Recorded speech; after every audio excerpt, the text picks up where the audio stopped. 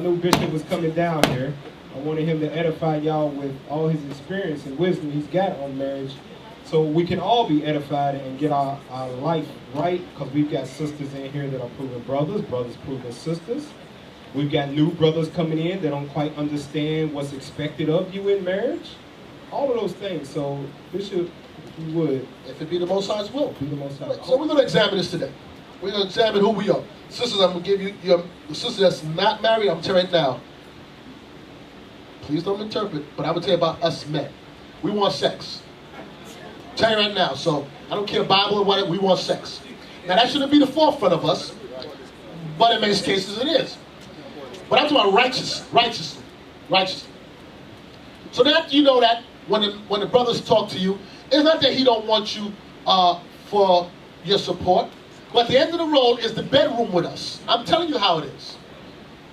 Right, brothers?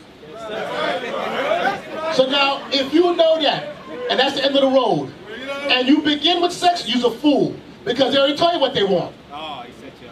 They already told you what they want is sex. So if you don't get caught off the rip on some premature relationships, shame on you, because you're an idiot. You're an idiot. Because the only difference between the men in the world and the men in the truth is that we have to apply the laws of God. But we have the same characteristics, we just have to govern them by this. Now, if you don't know this, then you won't know how to identify to do this. No good for you. That ain't no good. You're going to keep on making the same mistakes and then saying, you know, let the Bible talk. Where do we begin? You want to read Deuteronomy 23, right? No, not all. Deuteronomy 23:17. Deuteronomy chapter 23 and verse 17. There shall be no whore of the daughters of Israel. Okay. It says there shall be, and let's finish it. Nor a sodomite of the sons of Israel. Okay, I want to do the first part. There shall be no whore of the daughters of Israel. So sisters, here we go. Identify what is a whore, brother. Right behind you. Come on. Mike's. I don't need a mic. Just stand up and talk. Loud. Like a lion. I want to say, I don't need a mic. Let's go. Take too long.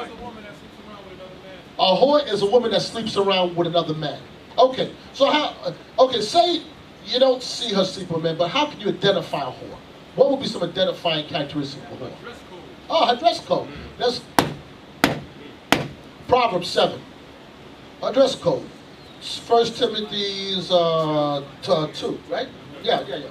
1 Timothy's 2. Give me Proverbs 7. Read. Proverbs chapter 7 and verse 10. And behold, there met him a woman with the attire of an harlot and subtle of heart. So the attire of a harlot is one of the identifying signs of a whorish woman. Now I'm going to tell you, I've experienced before in over my years in classes, and you know, funny, I dealt with quite not in Austin, but in Orlando, a handful of times, where I'm teaching a class, and from where I'm sitting, I can look straight up a woman's dress. And I'm like, what the hell is, yo, listen, and someone was married with me. I'm like, hey, listen, can you tell your wife I can see her drawers? Why is she in here for? Sisters, you dress negative, you're going to attract negative attention. You dress like a whore, you're going to attract a whoremonger. I'm telling you, that's what you're going to find. Because all he's going to want you for is sex. That part of you is the last thing he should be seeing. Everything else has an identifying sign of a whoremonger. He like to talk. We are under the impression, men, if you listen, we'll talk to you about your drawers. Keep on listening. We'll say everything you want us to say. We'll say all the right things. And we'll begin with this. You want to learn a verse? Let me show you what God has shown you in the scriptures. And guess what? He'll start with the Bible. Let's start in Deuteronomy 28. See the curses. Here you go. I guarantee you 99.9% of the time, if he's not about the Lord, the conversation will somehow go to, so what do you like? It'll change from God's words to, so what interests you? You know, what kind of girl are you? How the hell are we talking about sex? I thought we spoke the precepts. It may not happen the first conversation. Give a little few conversations. After a while, how much Bible reading you going to do? You read the Bible 1, 2 times, 4 times. Then you start talking about other things. Oh, I like music. Oh, I like that too. I like that. So what else do you like? After a while, you're going to get caught up. So now here, you dress like the tired of a harlot, and you got a listening ear to him. He won't entice you. What scripture is that? Entice you. Entice you. All right. Let's go to Exodus 22. Exodus chapter 22 and verse 16. Read. And if a man entice a maid that is not betrothed. Okay, so here we go. A man will see a woman he likes, and he will try to entice her. He will try to find what does he need to gain her attention. What does he have to say? What does he do? Now, guess what? There's nothing wrong with it if he's enticing you by his wisdom, by the way he carries himself. But if he's enticing you through worldly conversation about what you like in bed and all kind of stuff like that, you all are fools. You're stupid. You're stupid. There's no way you be talking about God and then talking about sex in the same way. Why are you talking? Well, that comes after all that's, at least, hey sisters, listen. Let the man at least betroth you, where he's locked in. Y'all be giving up the goods and conversation and Skype, whatever y'all do, and be playing yourself. There shall be no whore of the daughters of Israel. I think in many cases, many women, you come to this truth, you were born in the world, so you didn't grow up. Many of us wasn't born in this truth. So, and you're adults now. So you have this Sex in the City type of mind, I'm my own woman, do a thing. You have a father here. My birth daughter would never be on the phone with no dudes all kind of hours. Not as long as she's under my roof. I don't care if she's 30, she won't do that. I won't tolerate it. So I would advise you, if a brother's interested in you, you say, yeah, you're interested? Go to Zakar. Let him know. Go to one of the officers, let them know. You want my number? See if they'll give it to you. Y'all be playing your little side thing, passing numbers, Facebook liking, Snapchatting, whatever y'all be doing. And you do nasty, pull out your ding-a-ling and take pictures of it and send it. Y'all fool. Y'all fool. Y'all fool. Cyber, whatever. I ain't gonna say the word. Your ride is floating around cyberspace now. You go to your father. I hope you understand, here in Miami, that's your spiritual father. And I don't care if you're older than him. Spiritually, he's older than you. And he will tell you what to do. And it's a car hard. I know it's a car. Trust me. It's a car hard. And very. You've been off with me as a car, I can tell you that much. Too bad you all in Miami. So a car ain't easy. But he's going to protect you. He's going to protect you. So, let's go back to enticing men. Exodus chapter 22 and verse 16. And if a man entice a maid that is not betrothed, and lie with her, he shall surely endow her to be his wife. It says he surely has to pay the dowry of virgins back then. Why did Moses have to write this for? Why did Moses have to elaborate that he surely have to marry her? Because he will entice you and sleep with you and leave you. You will be a sperm receptacle.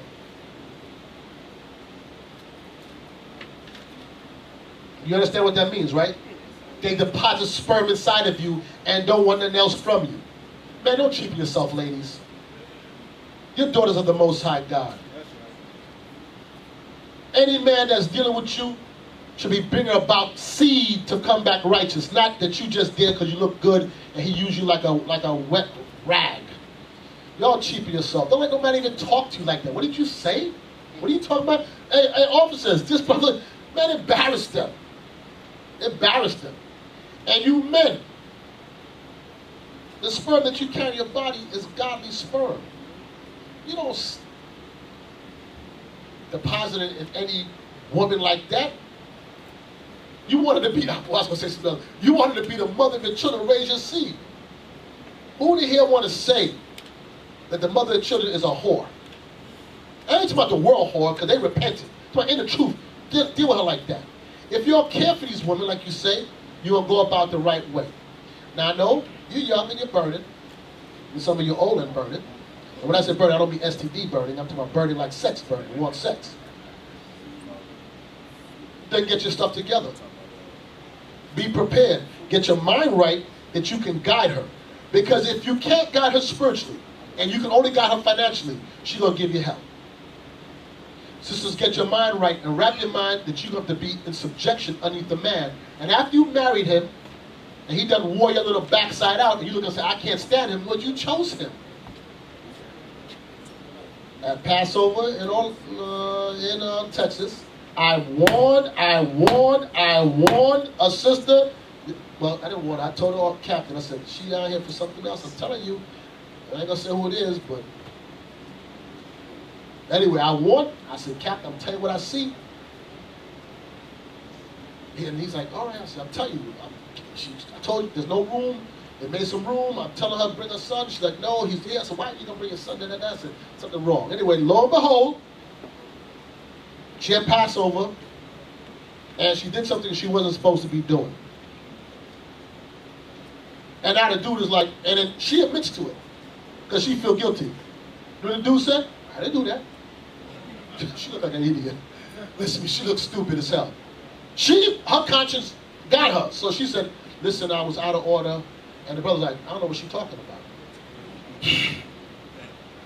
He left you out there to hang and look like an embarrassment. Now, and I'm going to deal with it. I'm going to be her state. So I'm going to talk about it one day. And she got a son of a certain age, and he going to hear his mama. And his mama,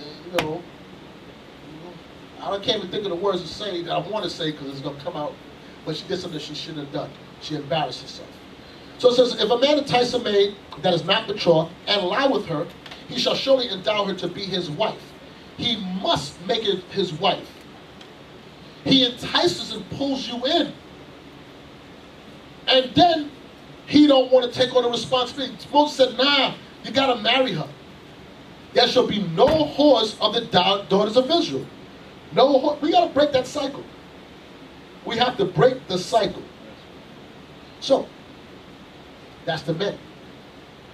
But more stronger men than you entice a woman is the power of a woman. Don't let her fool you. She's stronger than any crack you can ever smoke. She will bring you to a piece of bread. Back to Proverbs 7. Proverbs. I don't know none on this earth more dangerous than a woman. She'll make you friggin' run out your wits. That was the scripture right there. Yeah, what I asked for, Proverbs 7? Yes, sir. Watch this. Start with verse 6. Proverbs. No, you can start earlier. Yes, sir. Start with verse 1. Proverbs chapter 7 and verse 1. Read. My son, keep my words and lay up my commandments with thee. Keep my commandments and live, and my law as the apple of thine eye. Focus, brothers. Keep the laws of God as the apple of your eye. Read on. Bind them upon thy fingers. Write them upon the table of thine heart. It means upon thy fingers means let it be your actions. Upon your heart, your mind, let it dwell in your mind God's laws. Read on. Say unto wisdom, thou art my sister. You say unto wisdom, you are my sister. Read on. And call understanding thy kinswoman. Why is he telling you to say to wisdom, we are my kinswoman? In other words, you better communicate with, be conversant with wisdom. That you close to me, wisdom. We like family. We close to blood. You know why? Because when you close to blood somebody, you can always, that's my blood brother. I can leave, listen, it don't matter what's going on. You got my back. You need wisdom to have your back. Because there's about to be a war that's going to go on. And if you ain't close to wisdom, you're going to lose. Well, how you get close to wisdom? I'll show you how you don't get close to wisdom. Like this.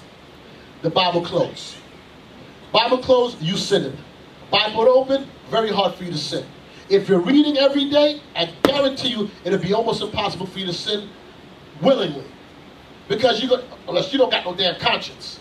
But if you read it, you applying these scriptures and reading and applying, it's kind of hard. But when that Bible's closed and you do whatever, you Facebooking it or whatever you're doing, Snapchatting it or whatever you want to call it, it opens the door to idleness.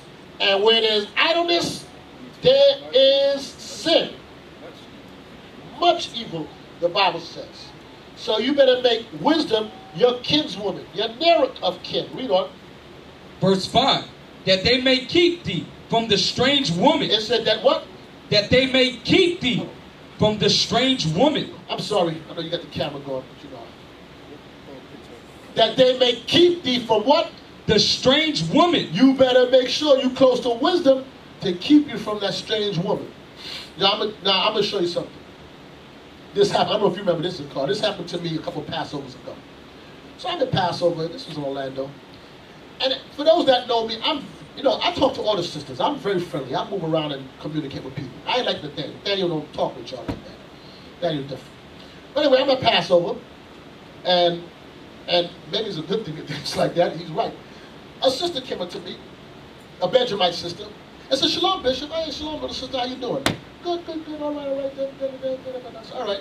So she said, "Bishop, you think you can take me to the airport in the morning?" So I'm looking around, and there's no slight. She asked me to take it. So yeah, I gotta be at the airport like 5:30. So I'm looking around the room. I'm like, there's 1,000 people in here. In a split second, this is what goes through my mind. There's 1,000 people in here. How did you get from the airport to the Passover in the first place? And then why are you asking me? I'm actually hosting it. I'm busy. So I looked at her and said, "Oh, attractive young lady." I said, "Give me a number. I'll get somebody to take you." "You must be trying to take you to the airport. You freaking crazy? Party." So I called the brothers. I said, "Watch yourself. Take her to the airport." Because I don't necessarily she was doing anything wrong. That's the point. But I just, in a split second, I'm processing stuff. Like, nah. This don't feel. Nah, I ain't taking her nowhere. You tripping. So she had my number. She went back to where she's from, Canada. So she ended up calling me one day and told me, and this is the truth. She said, "Bishop, I was on drugs before this truth, and I'm a virgin, and and the guy had me on drugs." And I'm like, okay, now I'm not an idiot. Ain't no dude spending no money on drugs on you and he ain't sexing you. That's one thing I can tear it down. I said, where's your earthly father? Let me speak to him. She never put him on the phone. She called me back the next time and said, "Bishop," these are words verbatim, "Bishop, I'm going through depression. I've been drinking all night and I'm masturbating." I said, "Oh yeah? Hold on. Speak to my wife." Click, delete her number. I ain't talking to you. I look like a fool. I look like I'm stupid. What the hell you tell me you masturbate? So what? Then what I got to do with me? Why I need to know that for? You trying to bait me? The same sister later on came back and said brothers trying to rape her. About a year later. That wasn't me, brother. She said, I'm telling you something. But what she's looking for was to put the bait out there. "Oh, so you're masturbating. Let me talk to you. Hold on. See if I understand still what you're going through." I don't understand crap. Don't call me. You call me. You want to figure another 100,000 people masturbating. You calling me for?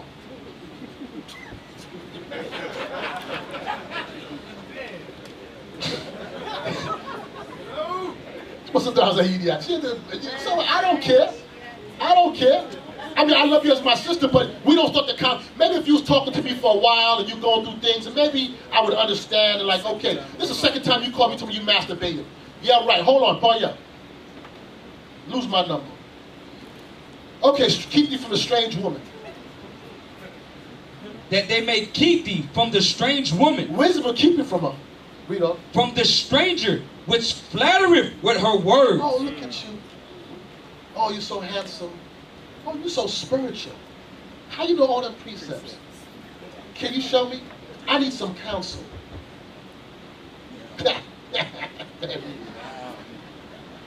Read. Verse 6. For at the window of my house I looked through my casement, and beheld among the simple ones, I discerned among the youths a young man void of understanding. Now here go this woman. That's what it said. Sisters, brother trying to entice you, you better be on your A game. You better know them scriptures and know bait. Forget everything else he says. Hear everything he's saying. But once that conversation goes to, so what you like? You hear his tone of his voice change. So what you like? Oh, Negro, please. When he's reading the scriptures, yeah, the Lord said, yeah, verse 28. They go, yeah, so what you like? Oh, okay, here come the talk now. Here he come. Here he come. Now here's a woman. She looked out the case from the window, and she discerned amongst all them. There go the simple one right there. I know he fooled. Watch this. She know which one to bait in. She know the one's going to entertain the conversation.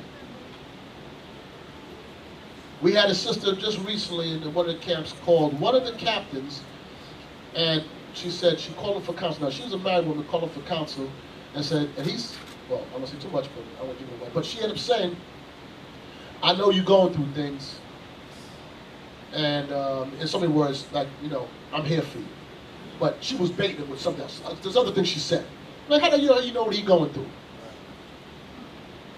How the hell do you know what he's going through? And she tried to hit him up on a fake Facebook page. She set up a fake page, they hit him up, and said, I know what you're going through. Boy, I'm telling you, boy, Israel. He said, I discern after one of the simple ones. Read on. I discern among the youths a young man void of understanding, passing through the street near her corner, and he went the way to her house. In the twilight, in the evening, in the black and dark night, and behold, there met him a woman with the attire of an harlot. It says now, this simple one, they met him, a woman with the attire of a harlot. Now, because he's simple, he too fool to put two and two together. Why is she dressed like that? He's supposed to see that and be repulsed, but he see it and he like it. He's enticed by it. She got him on the hook. So when you see a sister, now some sisters are just well endowed, they can't help it. But that don't mean you see 3/4 of her cleavage hanging out.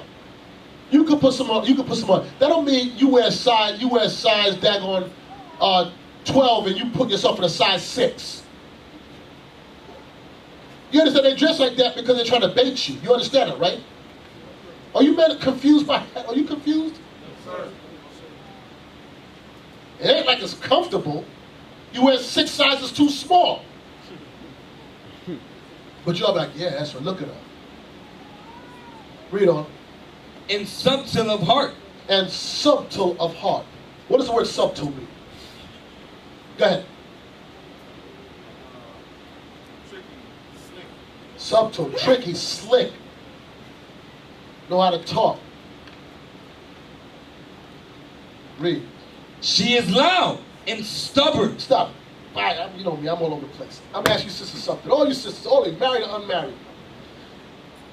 You come to an age from a little girl when you come into your womanhood, young womanhood, and you're changing body-wise.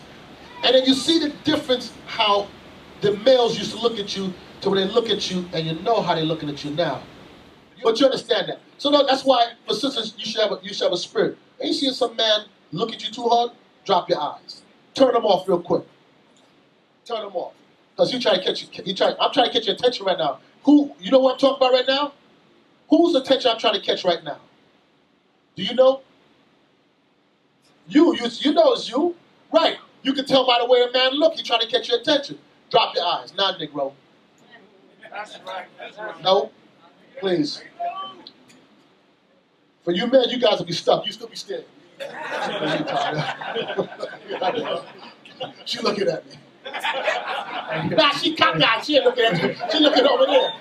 She got a lazy eye. Brothers that keep staring like they gonna transfer that thought to her mind. She gonna look up. She gonna look up. She know what I'm saying. She gonna look up. I tell you, she wanting.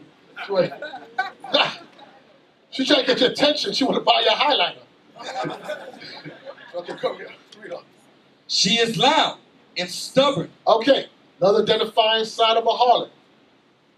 She dressed. She talked too much. She's loud and she's stubborn. And guess what? You're still baited by it. Still got you on the hook. Read on. Her feet abide not in her house. Read. Now she is without, now in the streets, and lieth in wait at every corner. So she caught him and kissed him, and with an impudent face said unto him, I have peace offerings with me. This day have I paid my vows. You know. Therefore came I forth to meet thee, diligently to seek thy face, and I have found thee. Now watch this. She says, I have peace offerings. When you get peace offerings up to the Most High, you take a portion of that meat home and you eat it. So what she told him? You dress like a whore? She said, I got some food if you're hungry. And then, you know, men, they're going to follow the food. Yeah. Yeah, I got some food. You hungry? You sure? You want some tasso? The pickles? Uh-oh. Yeah, he's like, yeah. I got you on the hook. You're like, yes. Yeah. Go ahead. So I got something to eat. You hungry? She said, I was looking for you. No, she wasn't. She was looking out and finding a simple one. You think you're special. You ain't special. She was looking at and said, which one is the stupid one? Who's going to entertain it? Oh, you. You know what? Oh, I was looking for you. Let's go. Verse 16. I have decked my bed with coverings of tapestry, with carved works, with fine linen of Egypt. I have perfumed my bed with myrrh, aloes, and cinnamon. Come, let us take our fill of love until the morning. Well, you already lost because she got you up in the crib already. So you already lost the race already. You done lost. The minute you listen to her, so to of heart, she talked to you, and you think you're special, you're done lost. You're done corrupted in the mind. Read on. Come, let us take our fill of love until the morning. Let us solace ourselves with love. You know? For the good man is not at home. He is gone a long journey. Now, let me say, it says, come, let us take our fill of love until morning. Let us solace ourselves with love. Anybody know what the word solace means? Anybody? Let me look at it for you quick. Let me see if you all know what solace means. Okay. Solace means to comfort or consolation in a time of distress or sadness. Guess what? She catch you when you're weak. She catch you when you're weak, when you're not strong, when you ain't in the scriptures. And some of you married men, when you haven't promised the wife, then here come the next one saying all the things you want to hear. Yes, yes. Talk night, meanwhile your wife is, ah.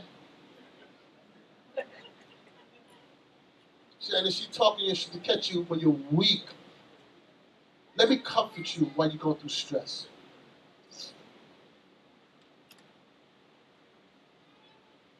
Read on. For the good man is not at home. He is gone a long journey. And don't even worry about my husband. He ain't nowhere around. He's gone for a while. And guess what he do? Read on. He have taken a bag of money with him, and will come home at the day appointed. I know when he's coming back. Don't worry. She texted, bye. Watch this.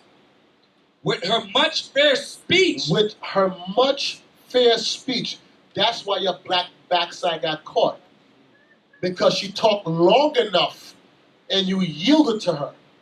You shouldn't even listen. As soon as you see a dress out of order, not interested. She loud, not interested. You still be entertaining. Is a snake charmer pitied when he... Why give me that one a pity? Yeah, give me that real quick. Sirach, chapter 12 and verse 13.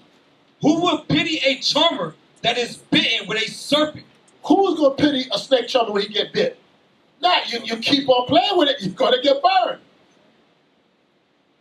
So sis, if you see the man and he's trying to entice you with these words, with fair speech, oh, I can see daughter Sarah, I can see the guys on you. You know, you're the prettiest one here. You know, and talk to you, and you fall for that. Sometimes you women be stupid as hell. Some of these cornball stuff guys you say, you'll be falling for it. And some of you dudes be idiots as hell. You can't tell something wrong. With much fair speech,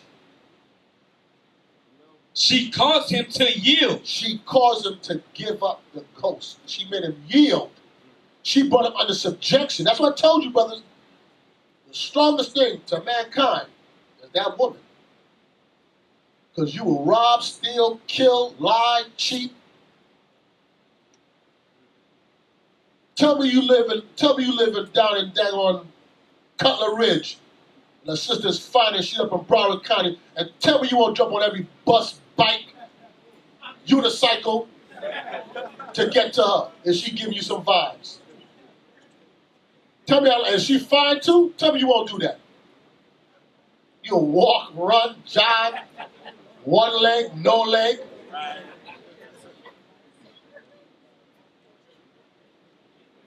But much fair speech said, come over. You're like, Lord, I don't care. You said, hitchhike. With much fair speech, what?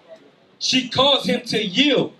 With the flattering of her lips, she forced him. She forced his spirit. She moved you in her direction. Tell me what's stronger than that.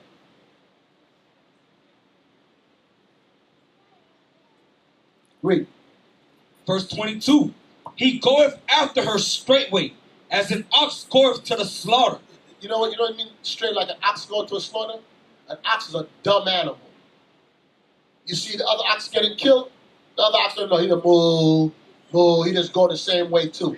And you the same thing. Dude, because you moo, you go right there. Right to the slaughter. You don't even see it happening. Why don't you see it happening?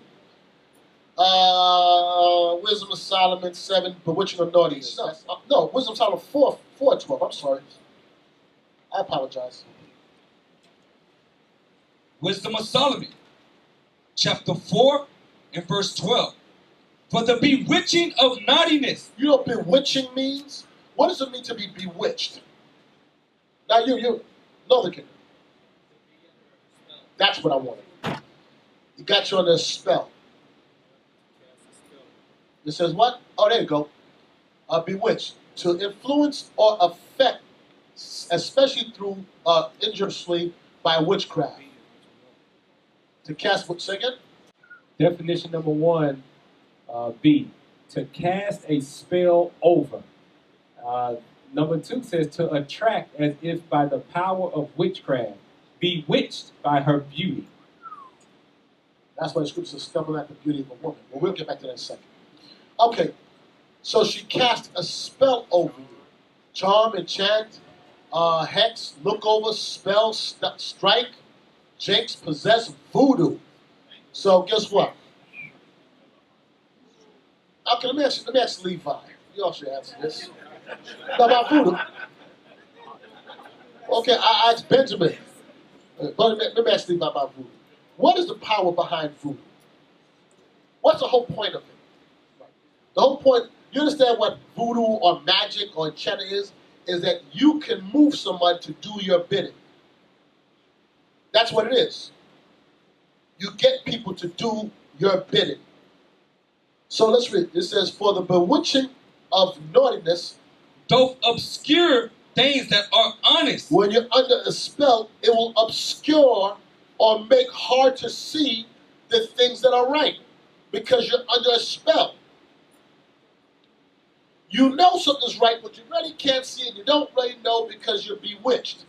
How did this person get bewitched? What we just read. By her lips, she forced him. She talked a good one. So she talked long enough, and men do the same thing. Talk long enough and bewitched you. And got you believing it's going to be okay.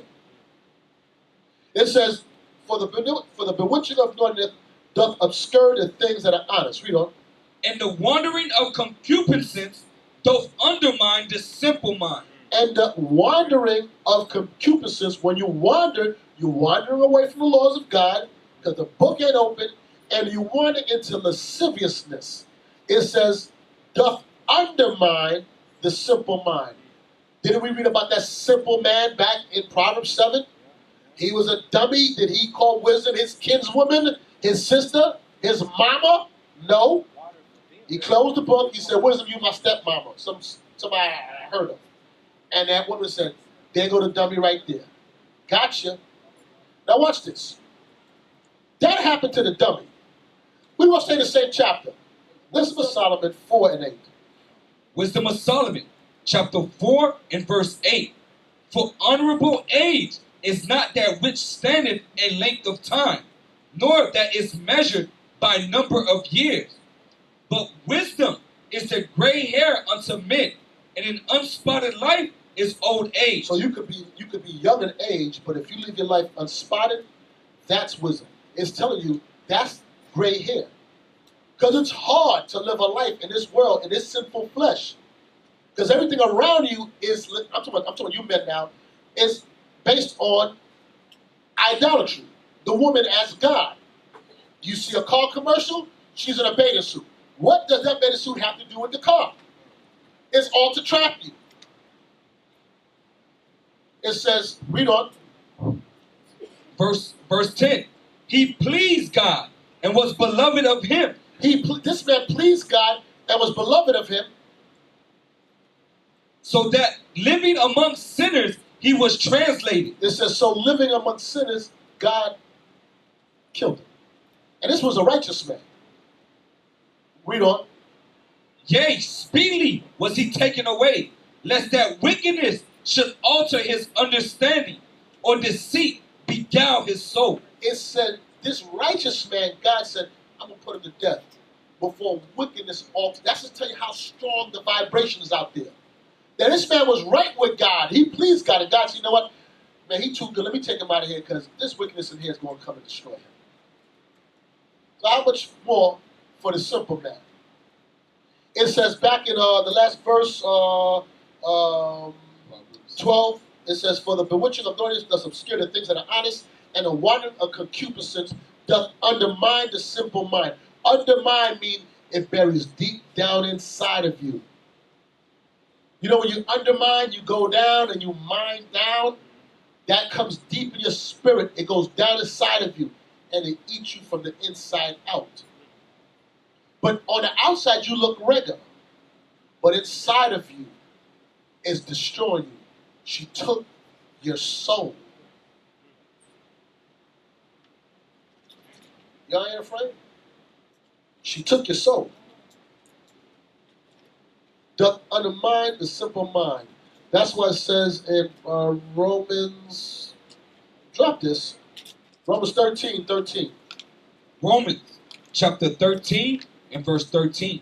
Let us walk honestly as in the day, not in rioting and drunkenness, not in chambering and wantonness, not in strife and envying. But put ye on the Lord Jesus Christ, and make not provision for the flesh to fulfill the lust thereof. It says, let us walk honestly as in the day, not in rioting, not in drunkenness, not in chambering, not in wantonness, not in strife and envy, but put ye on the Lord Jesus Christ, and make not provisions for the flesh. To make provisions for the flesh, when you have provisions, is you store something up, right? That's what provisions are, when you store something up. It says, don't make a little place where you store something up because you're going to fulfill the lust thereof of it. It's called leaven. You leave a certain part of you that's never changed, and nobody can see it. It's between you and God, it's in there, but you're never changing. And slowly it begins to undermine you. Because here come the woman, she'll say something, and next you know, she'll cause you to yield to her. Give me that in Ezra what we're talking about. First Esdras chapter 4 and verse 26. Yea, many there be that have run out of their wits for women. Many men have run out their wits, run out of common sense, lose common sense. And you know, men is crazy. Because, not you men here, but I pray not you men here. A man will actually have a wife at home and will go up into a place and take out his money and pay for a woman to take off her clothes so he can look at her. You a fool. And he just keep like this, and she'll keep on taking the dollar in his hand. And he keep on, and he just started looking at her. And give his whole paycheck, and got kids home to feed. To see her naked. Hey brothers, let me just peep you up onto something. She got 2 breasts. Every woman on earth, for the most part, got 2 breasts.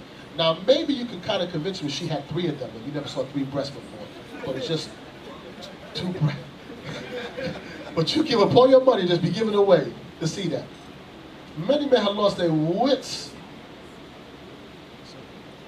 Let me ask you a question. After you see the 2 breasts, so what? You touch it, so what? Do you know they're not yours? It's anybody here who got $1 can actually touch it. It's only special when you're the only one that can touch it. You know that, right? I'm there waiting with my $1 while he's touching it. I want to pay next so I can touch it. He was a fool. He was a fool. The man is stupid as hell. Oh, God, boy, we stupid. We do some stuff. Maybe you got a wife home with 2 of the same things. Well, you got to pay for them too, but it's different. It's a different pay. It's bad for them, it costs more anyway. Please. Yeah. You keep those. You know you ain't going to get to touch it. Yeah, read on. Yea, many there be that have run out of their wits for women, and become servants for their sakes. They yield and become servants for their sakes. Many, many, many have lost their minds. Here's the first step of recovery. Identify that you lost your mind. And you know what? A lot of these women know when you lost your mind. They know they got you on the hook. Like, yeah, I got it. Watch. Look at him. Watch him. Look, see, he can't stop looking over here. Yeah, he's still looking. Is he still looking? Yeah, he's looking. Look, see, he's looking. That girl, he's looking. I told you. You're not even paying attention to the Bible. Look at him. Keep on looking. I'm gonna tell him it's a car. Can't read on. Oh, stop. Now jump up to verse 25. First Ezra, chapter 4 and verse 25. Wherefore, a man loveth his wife better than father or mother. It says a man, that's how strong the woman is. A man will love his wife more than his mommy and daddy, which is good, but here's a point. Because your mommy and daddy raised you, took care of you, and here come a woman. You know your mommy and daddy from you was born, now you grown.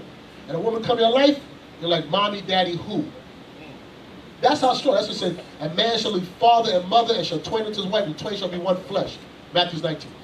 It's telling you, that's how strong it is, that you walk away, you leave country, you move. We got brothers that moved to Trinidad after a woman left the country. I tell you, we're traveling to, boy, never been to Trinidad, ever in his life. Don't know nothing about it, never had a passport.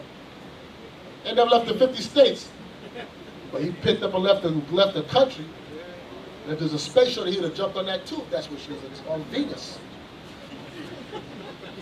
So, let me try to rally back. About marriage.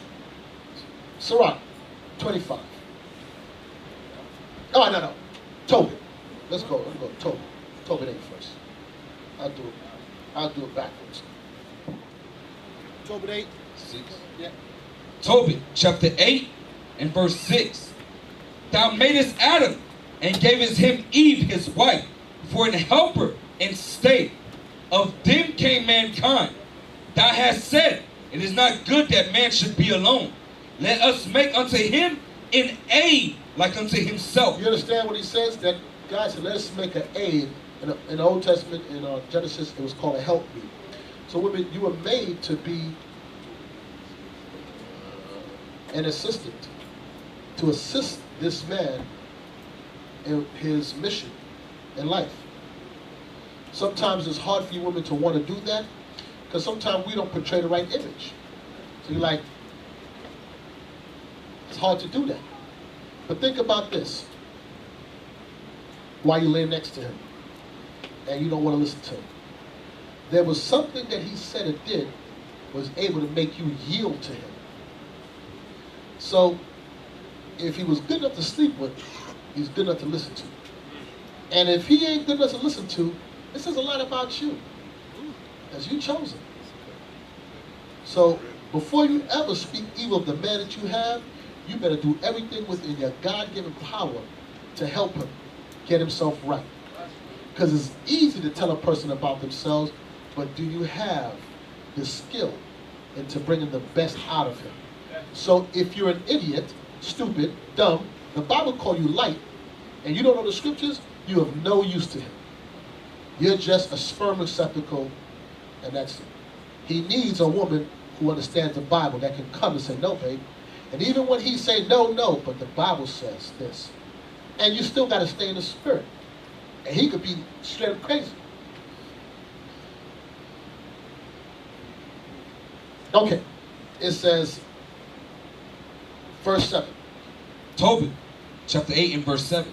And now, O Lord, I take not this my sister for lust. He says, Lord, he's making it plain that I'm not taking this woman for the sole act of just sex. There's more to her that I want.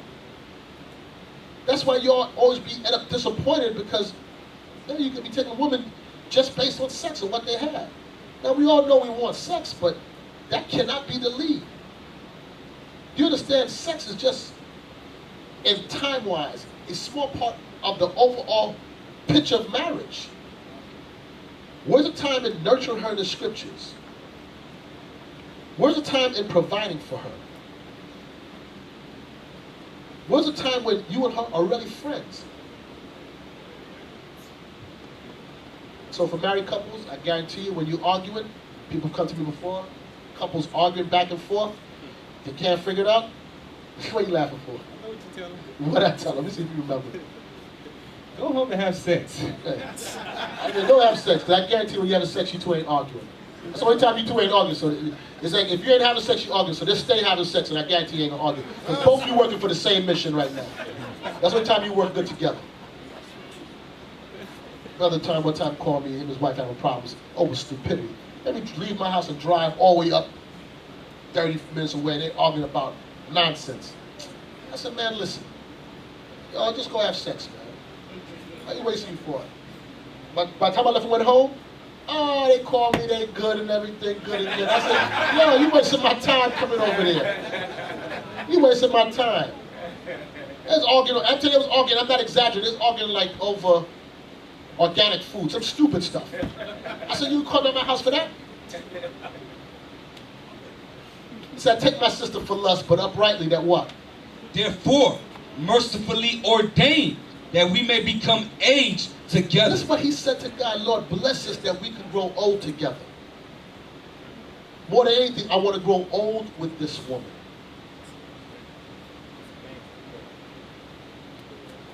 Because if it was just about lust,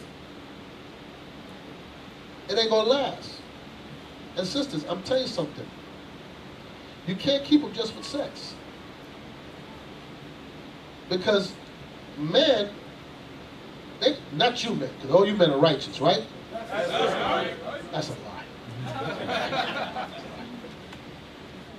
Sex is a separate act. We can keep it in a box.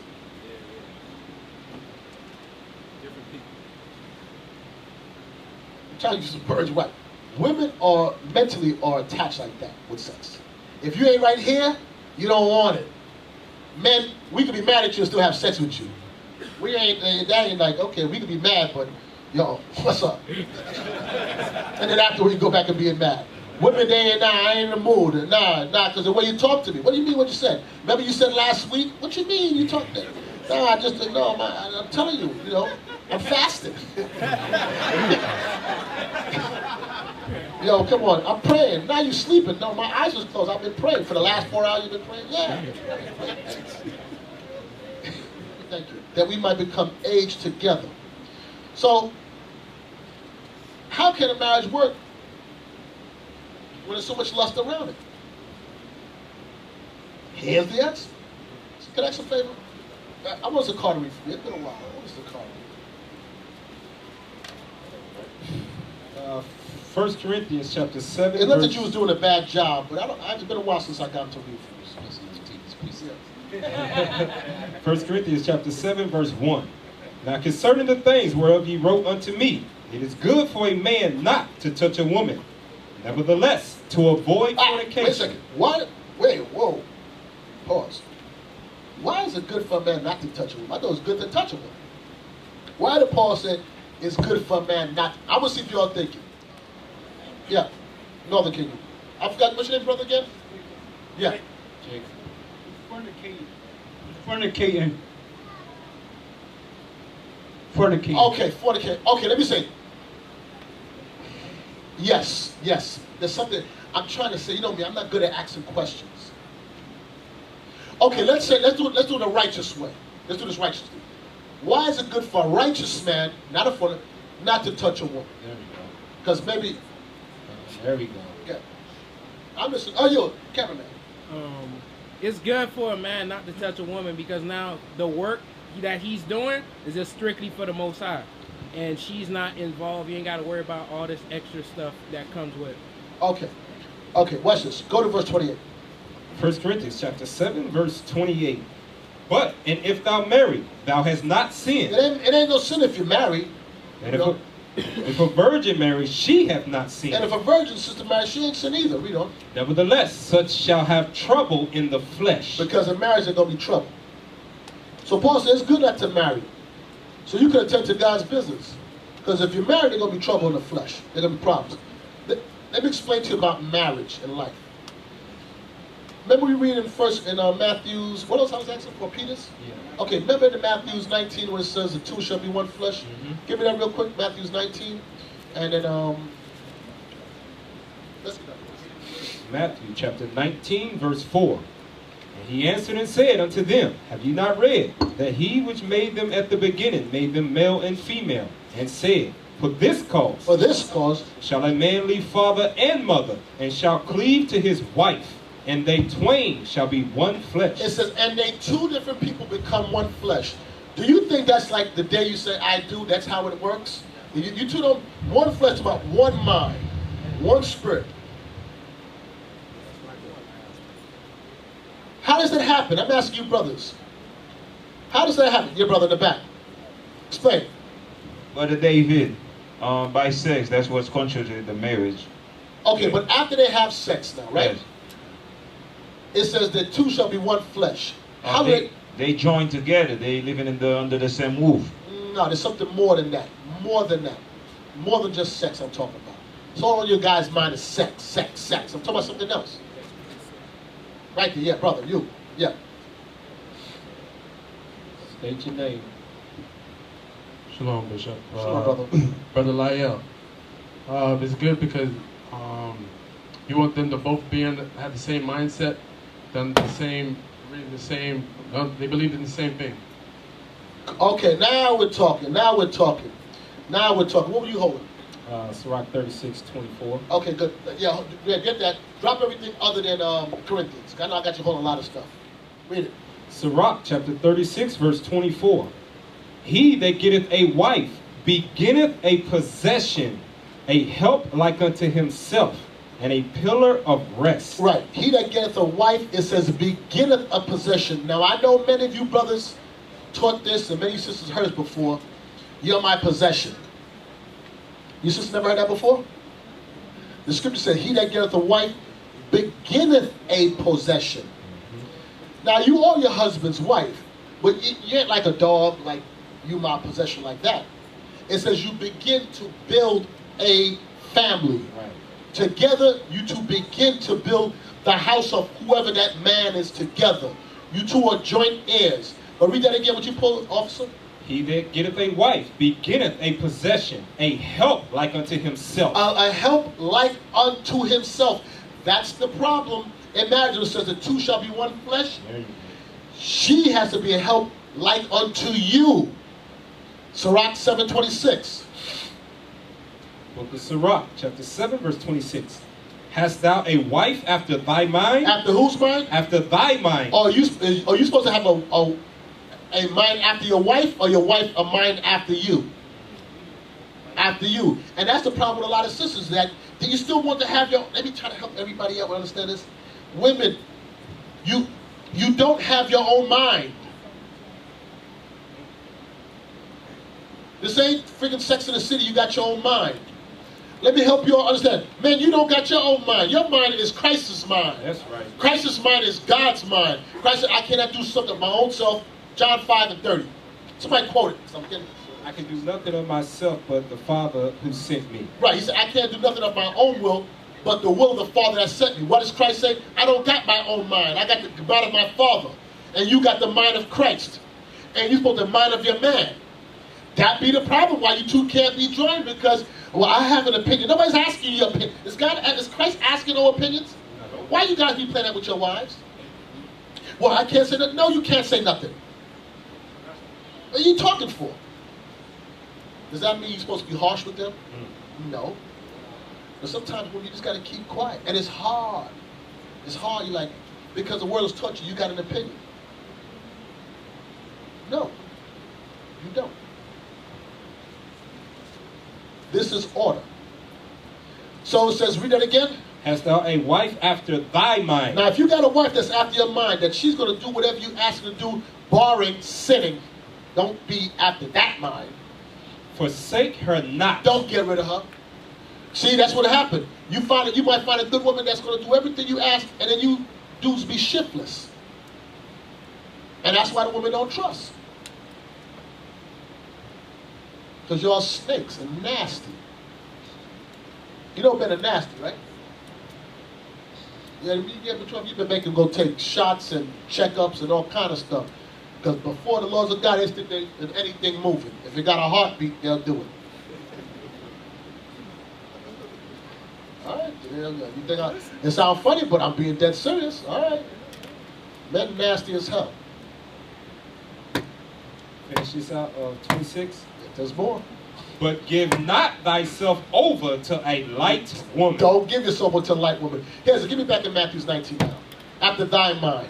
That one you pull in Sirach 36 and Sirach 7 is the two I will put together with Matthew's 19. Matthew chapter 19, verse 5. And said, for this cause shall a man leave father and mother. For this cause. And shall cleave to his wife. And he cleaves unto his wife. And they twain shall be one flesh. Right, they become one flesh. Sirach 25 and 1. That's three things beautiful. Sirach chapter 25, verse 1. In three things I was beautified and stood up beautiful both before God and man. The unity of brethren. It's beautiful. It's good to see brothers together. It's good to see the camaraderie of brothers. Read on. The love of neighbors. And how neighbors, men and women, fellowship with each other. Read on. A man and a wife that agree together. A man and wife that agree together. But you got to agree together based on his mind. So before you get to the point of you talking about what we're going to do in the bedroom and how you like and what you like, before you even get to that point, how about learn the scriptures for yourself so when it's time to discern, you can read through his BS. I'm telling you, before you even have oh gosh, women, come on, man, y'all got to be smarter. We are going to say anything we got to say to get what we want. You ain't going to know him right away. The bishop, that's his representative. I told Paul, I love giving massages. No, whatever you want me, yeah, that's for me. I love, no problem. Man, listen, I ain't no damn massager. But prior to getting the goods, yeah, that's what you want me to say? Sure, I love massage. I love it. Yeah, I love it. That's what you want all day, every day. Yeah, that's a lie. That's a lie. That's a lie. She said, you lied to me. I said, I'm sorry, I repent. But I ain't like doing it. No. Have you heard all right, buddy? No. We will be whatever you want. You have to examine him against the scriptures. You got to see him get angry. Is he going to be verbally abusive? Is he going to want to hit you? And you're not going to find out right away. Let him wait. And if he can't wait, then you wasn't wrong. He just wanted to hit it. But if he's for you, he going to wait whatever time he waits. Going to fall for the wait 7 years. He waited 7 years. If he's for you, he going to wait. There's nobody that's going to catch his attention. Y'all be giving the goods after 3 days, 4 days, a week, a month. Oh, God, y'all stupid. Or they'll come in here and be ready to give up the goods. They ain't even been here a year to learn the word. To even know how to discern brothers between. And sisters. You don't even know the basics, but you're talking about proving sisters and proving brothers, and you don't know the first thing about the deep basics of the Bible. You get into a situation where you was moving off of lust, unable to control your body, bring it under subjection, and you be stuck with a light woman. You be stuck with a light brother that don't know how to treat you. And once you into that thing, you're into it for life. Because you're both in here as believers. Those twain shall be one flesh. And reading down in Matthew 19, let not man put asunder what God hath joined together. You be stuck, miserable, for the rest of your life because you didn't take your time. Stuck and out of luck. I want to help you single sisters understand something. You can put your hand. I'm going to help you all understand, please. I'm trying to help y'all in this one. There's a difference with men and women in marriage. Meaning, watch this. If you're godly and you want a godly man, you want a man that can lead you. If you marry a dumb brother, he can't lead you nowhere. You so screwed. You so screwed. And guess what? If he step on you another woman, you have two choices. You take him back, or you live the rest of your life without no man. No rod for the rest of your life, or you go back to that rod. Now, if you do it, he can go remarry. So don't you think you would be really on pause before you also choose a man? You're like, hold up, because this deal, I'm screwed. This is a lifer for me. Right. And then you'll still get caught up. You still get caught up for the life of me. You understand? If you got a dumb man, you lose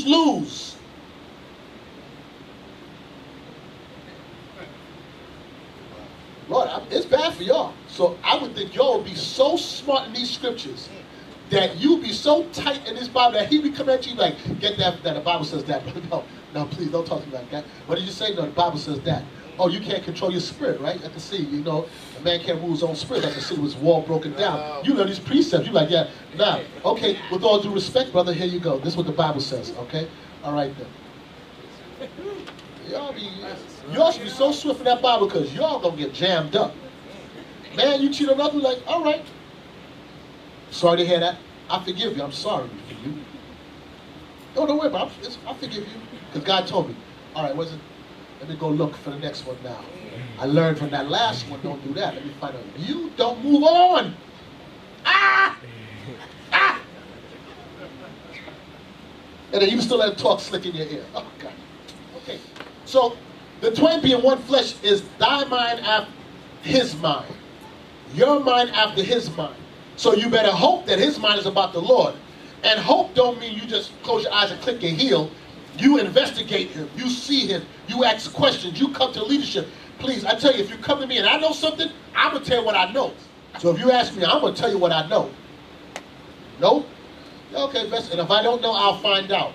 But y'all want to just pass numbers off and have a little secret conversation. And after the problems come, then you want to come to me. Now, I don't got no answer for you. Where's your Lord at? Go to him. Go to him. Matthew 19, verse 6. Wherefore they are no more twain, but one flesh. What therefore God hath joined together. Stop. What God has joined together. Now you saying this is a union in God. What? Let not man put asunder. Let no man come and divide that. Watch this. Read on. They say unto him, why did Moses then command to give a writing of divorcement? Now, if that's the case, then why did Moses allow divorce? And to put her away. He saith unto them, Moses, because of the hardness of your hearts, suffered you to put away your wives. He said, Moses, because the hardness of your hearts, because the men was wicked, Moses put that law in there that y'all can divorce. He said, because the way the men was operating, men was sleeping with women back then, wear you out, move on to the next woman, and you're stuck with him. Wear that one out, move on to the next woman, and you're stuck with him. Moses said, no, these men are running through these women. He said, Moses, because of the hardness of the heart, allowed divorce. Because y'all was trapped. Read on. But from the beginning, it was not so. In the beginning, it was not so. There was no divorce in the Bible. Read on. And I say unto you, whosoever shall put away his wife, except it be for fornication. So if you try to get rid of your wife for any reason other than her committing sexual immorality, sleep with another man, another woman, a goat, you can't get rid of her. I don't care what she does outside of that. So you can have a big mouth woman that don't know when to shut up. She's rough around the edges, don't want to cook, don't want to listen, argumentative. That's your albatross. That's your anchor on your neck for the rest of your life. Until she die or you die. Okay? So it would behoove you. You better take your time. And just for you new brothers to clear it up, Christ is talking about two believers. He's talking about two believers. Because some of y'all in here situation, you came in and on the flip side, you got a demon on your hands right now. Yeah. Matthew 19 is talking about two believers that know they Israel. So remind me after that, we're going to come back to that. Explain that afterwards so they understand. Yeah. Bishop, quick point. You made this statement. A sister, if her husband cheat, she's stuck, right? Now, when you said that, I saw a lot of screw faces on this side of the room. Can I get the book of 1 Corinthians 7:39 real quick, just in case you didn't know? Yeah. I'll get it for you.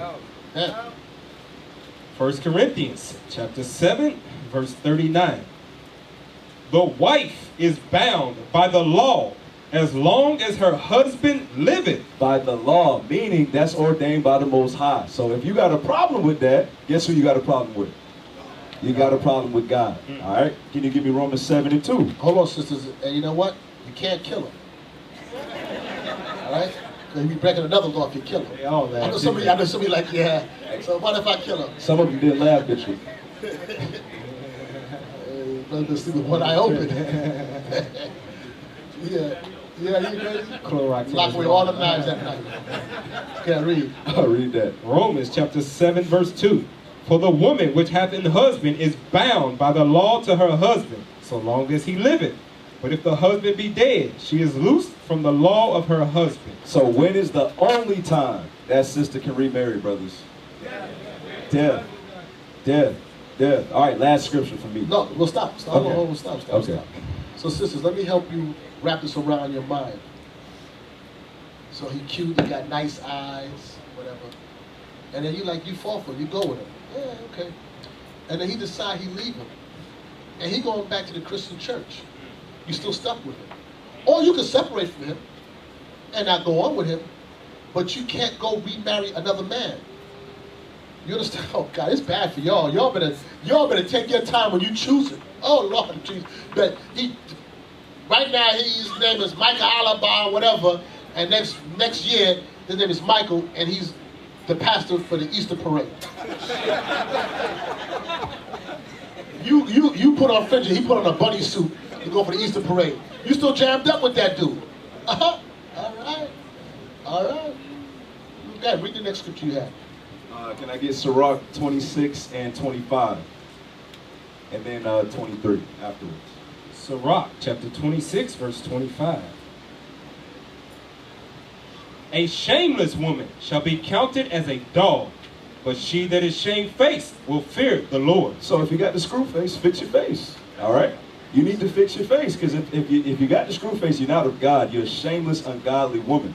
And if you keep it up, verse 23 is what's going to happen. Verse 23, a wicked woman is given as a portion to a wicked man, but a godly woman is given to him that feareth the Lord. Self-explanatory. Let's go back to Matthew 19. I want to finish that off. The book of Matthew, chapter 19, verse 9.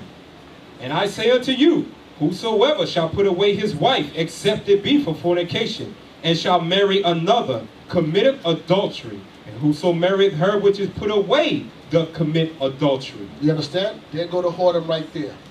If you try to get rid of your wife and to go to another woman, you committeth adultery. And if she goes, you cause her to commit adultery. And that's the fall of Israel. The broken family, the broken marriage. Read on. His disciples say unto him. Who? Who said it? His disciples say unto him. Christ's disciples said unto him what? If the case of the man be so with his wife, it is not good to marry. You heard what the disciples said? They said, well, hold on, Christ. Hold on, you know these women Wait, hold on, Christ. Wait a second. So what you're telling me, Christ, that I'm bound to this woman for the rest of my life, and I can't divorce. Even though Moses gave us a law of divorce, and Christ said yes. He said in the beginning it wasn't like that. He took him back before Moses and said it wasn't beginning. He said, okay. And if I move on to another woman, you tell me I commit adultery? Christ said yes. And then if she sleeps with somebody, you cause her to commit adultery. Yes, disciples. They said, okay, so if that be the case, then it's better not to marry. Because that means I'm jammed up with this woman for the rest of my life. Those were the godly men saying that. So what does it say? They understand how serious marriage is. Because you might get married to a woman that, I said, she could be a full-blown demon. She just ain't a hoe. And you're going to deal with all the other stuff and never get rid of her. So the disciples had to ponder upon that. Then maybe it's better not to marry them. Back to 1 Corinthians 7. They said that. I won't touch another one the rest of my life. I can deal with that there, Lord. Hey, Christ came and tightened the game up. Yep. He made this marriage thing tight. Now he's like, okay. He's like, yeah, she cute, but I don't know if I like you that much that forever, you know. She don't look as cute as she did before. He's sort of thinking like, let me slow down and rethink this. Because they understood what was at stake, because they know no adulterer is getting into the kingdom. Yeah. They said she ain't worth that. Yeah. I stay by myself. Yeah, let me just just read that 1 Corinthians 7. 1 Corinthians chapter 7, verse 1. Now concerning the things whereof ye wrote unto me, it is good for a man not to touch a woman. Right. Nevertheless, to avoid fornication. So, I want to use that first part. This is my fornication, but I want to use the first part. They was thinking maybe it's best not to marry.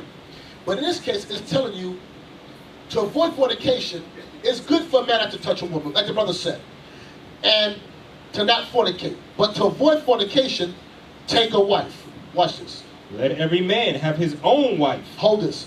So to avoid fornication, take a wife. It's good. Watch this. Hold this. Go back to Matthew 19. I want right after Matthew 19, the next part. Matthew chapter 19, verse 10. His disciples say unto him, if the case of the man be so with his wife, it is not good to marry. But he said unto them, all men cannot receive this same. They said, it's better that we don't get married then. And Christ said, every man cannot receive the same. To have a spirit where you can go through a whole life, man, without dealing with a woman, that's a gift from God. I don't know that. I've never met him yet. I don't know. Where is he in this room? Because I would like to shake your hand. Christ said, all men cannot receive that same. Read on. For there are some eunuchs which were so born from their mother's womb. There's some men who privates don't work. They were born eunuchs. And there are some eunuchs which were made eunuchs of men. And then you have some men that were made eunuchs. They cut them off like Daniel. No. I wanted recent Carver, the peanut guy. Washington Carver. Yeah, he had his privates cut off. That's why his voice stayed high. They cut him off. He don't have no rod no more. Read on. And there be some eunuchs which have made themselves eunuchs for the kingdom of heaven's sake. Meaning he refrained from woman so he could serve God. Not all men have that same. They could do that. So to avoid fornication, take a wife.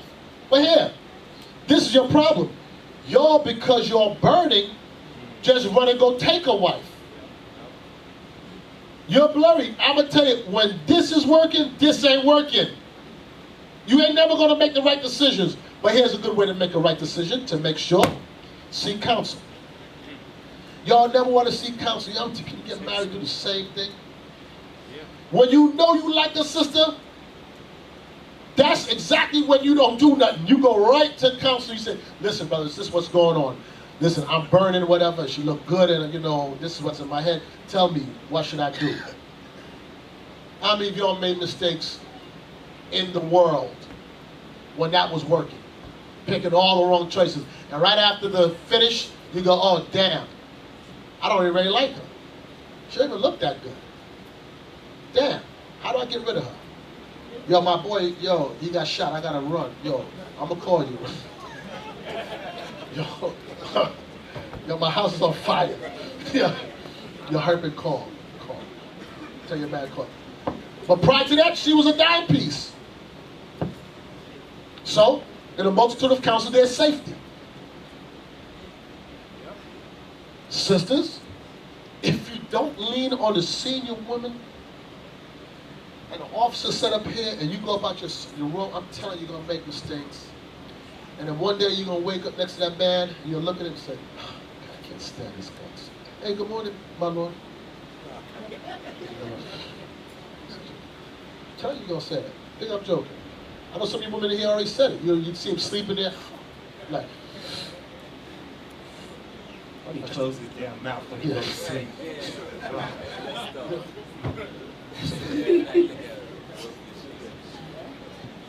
Go back to Corinthians. 1 Corinthians chapter 7, verse 2. Nevertheless, to avoid fornication, let every man have his own wife, and let every woman have her own husband. Let the husband render unto the wife due benevolence, and likewise also the wife unto the husband. So you want to know how the marriage can work where there's so much temptation in the world? Render to your husband due benevolence. Don't use sex to hold out on him. A lot wouldn't be doing that. They be trying to hold out and use sex as a tool, a bargaining chip. Nah, can I tell you something? There was a time, and this generation has changed. There was a time many generations ago, and some of the older ones may understand it. And I don't care what tribe you are, even Judah, even them, even Judah will understand this, the older ones. That the women, and I'm talking about this one before they knew the laws of God, they understood something with their husband. Take care of him. Don't let him leave the house with a full tank.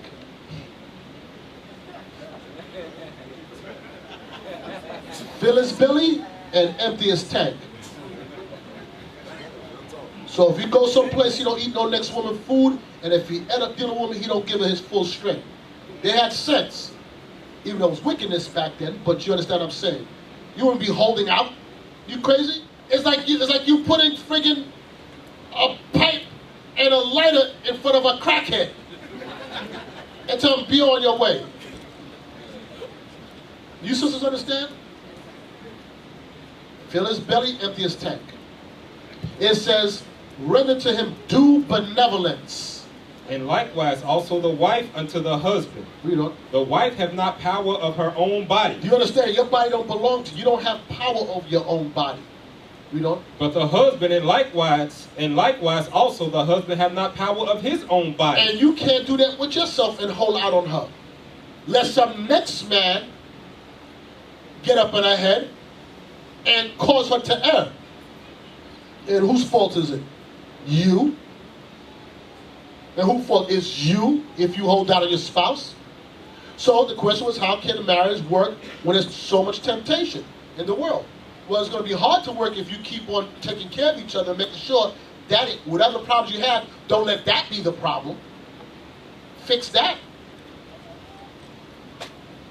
Read on. Verse 5. Defraud ye not one another, except it be with consent for a time, that ye may give yourselves to fasting and prayer. That's the only time that you two refrain from come together. When you two are fasting, or anybody's fasting, and in prayer, that you're tending unto God. Other than that, it's the commandment of God on both ends, never to deprive each other. And why would you do that? Why would you deprive your spouse? You hate her, and you hate yourself, or you hate him. I'll leave that alone. Let's go to 2 Timothy. 2 Timothy chapter 2, verse 21. 2 Timothy chapter 2, verse 21. If a man therefore purge himself from these, he shall be a vessel unto honor, sanctified, and meet for the master's use, and prepared unto every good work. Flee also youthful lust. Yeah, purge out youthful lust. That's what I said. What does she got? She got 2 breasts. Everyone got 2 breasts. She got a back. Everyone got a backside for the most part. She got a private. Every woman got one of those. It's only special when it only belongs to you. Flee the youthful lust. Purge yourself from that. If you don't purge it out your spirit, man and or woman, and you make a provision for it, you will fulfill the lust thereof. You will fulfill the lust thereof. And that's why a lot of times you get into wrong relationships, because the right things are not governing you. Flee youthful lust. Follow righteousness, faith, charity, peace, with them that call on the Lord out of a pure heart. It says, with a pure heart, with a sound heart. Flee that youthful lust. That's when you wasn't governed, you didn't know no better. But now you learn the laws of God. How can you allow yourself to get caught like that? How do you allow yourself to get caught like that? It's time for us to grow spiritually. Watch this. Proverbs 5. So after today, if any of you all, and I'm going to start with the sisters first, if you let any of these brothers get up in your head, and not all of them, well, let them get in your head, and you don't seek counsel, shame on y'all, you get exactly what you deserve. A brother in here is trying to talk to you or whatever. Oh, sisters, another thing. Stop looking for men out in the world thinking you're going to bring them to the truth. Don't do that. Let them come in and learn first. Don't think that you're going to, and brother, don't try to find a woman out there in the world that you're going to bring her to the truth.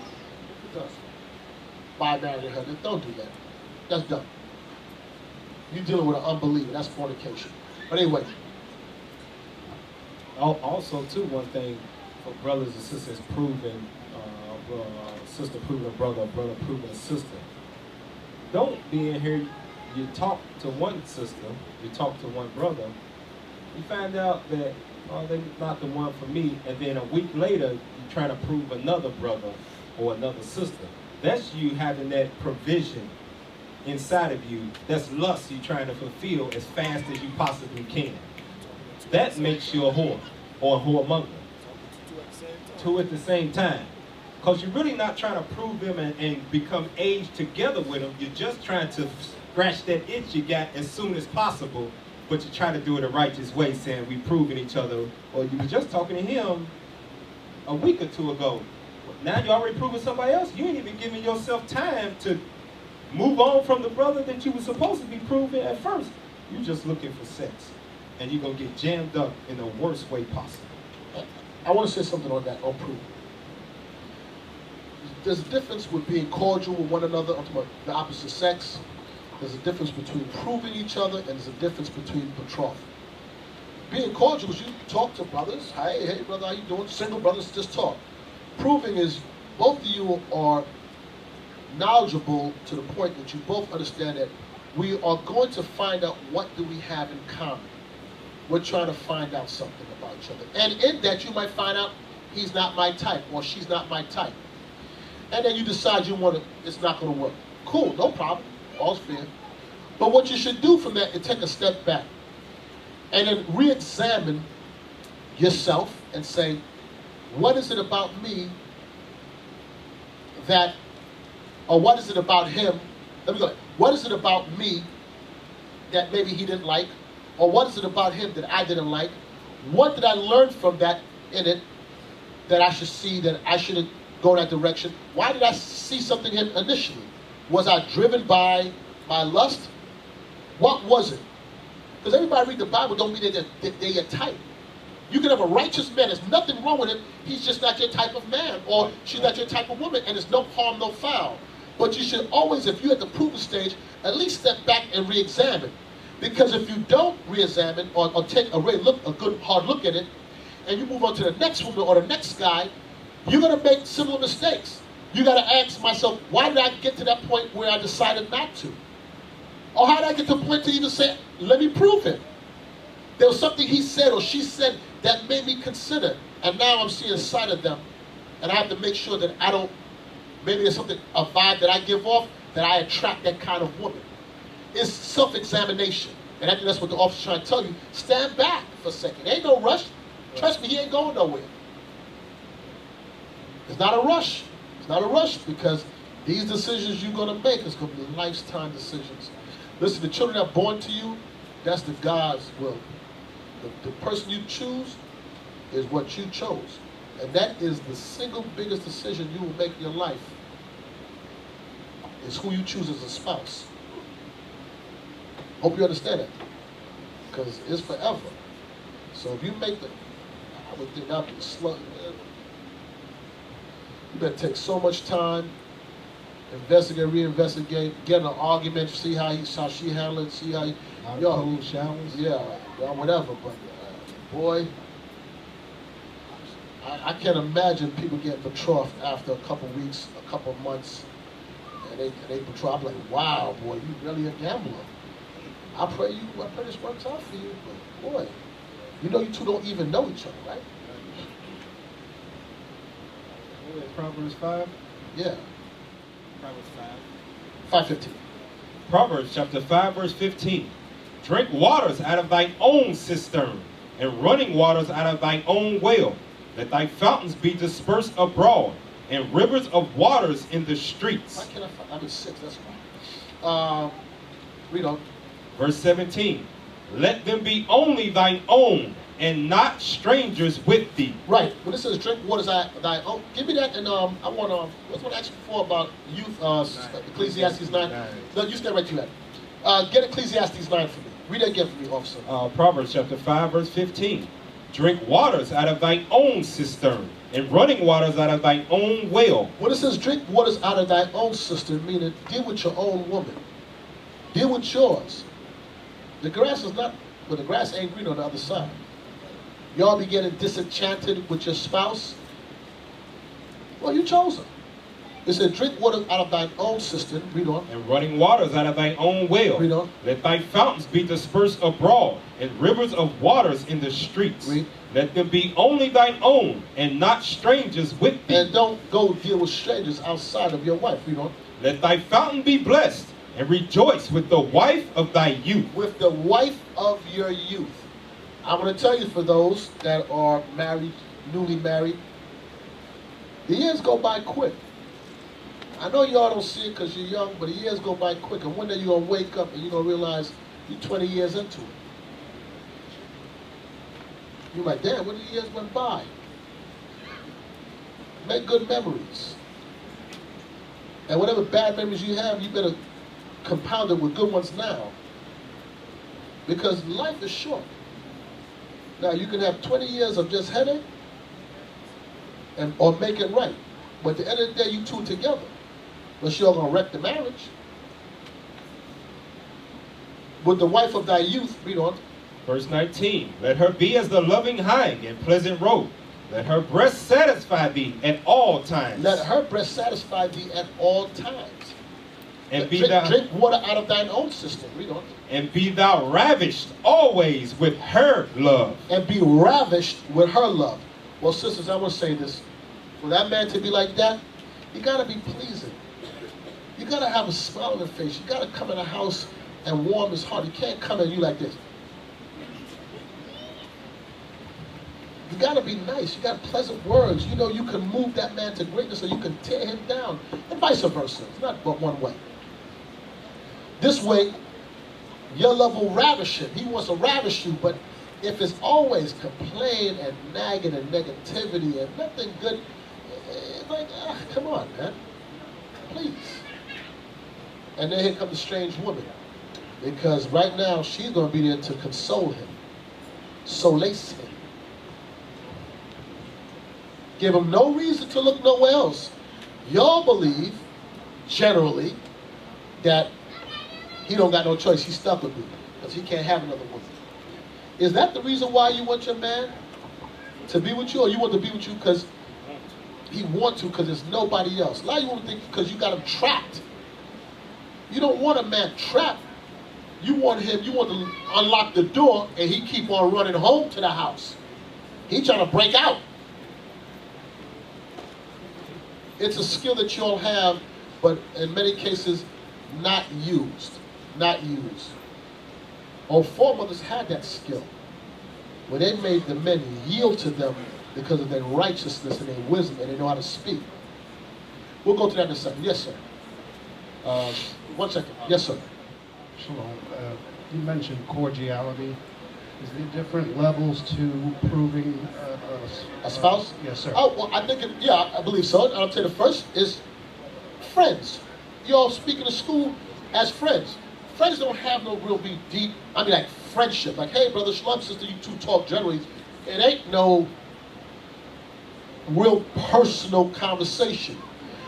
But then when it's time that you try to prove somebody, you kind of too realize that I'm single, you're single. Are you attracted? Or do you see something in me? Yes, I see. Okay. So let's all find out. What are your likes and dislikes? What's your aspirations? What do you want? But if you go to, yo, so what you got on? Oh, God. Ain't that, wouldn't that be so damn lame? You, oh, no, nothing. Hey. So, yeah, there are levels. And then once you get past the proving stage where we've talked enough, we've been monitored. Sister, don't be on the phone all day with them. I'm telling you, you can't talk for 5 hours every day. The conversation going to turn to sex. I'm telling you what we're going to do. We're going to find a way to talk about sex. We ain't got that many words anyway. Yeah, you got much to talk about. I'm telling you what we're going to talk about. We're going to find some slick way to bring it up. Has that ever happened to you, sisters, before? In the world, in the truth, you don't know. If are you on dumb mode? We're going to talk about sex. I'm telling you. Proverbs 5:20. And why wilt thou, my son, be ravished with a strange woman and embrace the bosom of a stranger? Right, embrace the bosom of a stranger, a proud woman. A woman that's not your wife. Why would you do that? There's no justification for it. But sisters, which one? Yeah, there's no justification. But sisters, make it very difficult for that man to go and do that. Always look at yourself and say, what have I done to be the best wife that I could be? Even in some cases, when your husband is not the best man he could be, it doesn't change who you're supposed to be. A lot of times your reaction is based off what you get from them. He ain't right, he ain't doing right, so I'm going to be the same way. No, don't be that kind of woman. And we're going to read that in a second too. Give me Live Joyfully. Ecclesiastes in the Bible, Ecclesiastes chapter 9, verse 9. Live joyfully with the wife whom thou lovest all the days of thy life, of thy vanity. It says, live joyfully with the wife whom thou lovest. Because what happens in marriage, sometimes the thrill is gone. You know, it's like, you know how the brand new car is? You like riding around, and after a while, wheels start running down. Like, nah, I don't want to drive it so much anymore. Tune it up. Give it a new paint job. But that's what you're supposed to be driving. It says, live joyfully with the wife of thy youth.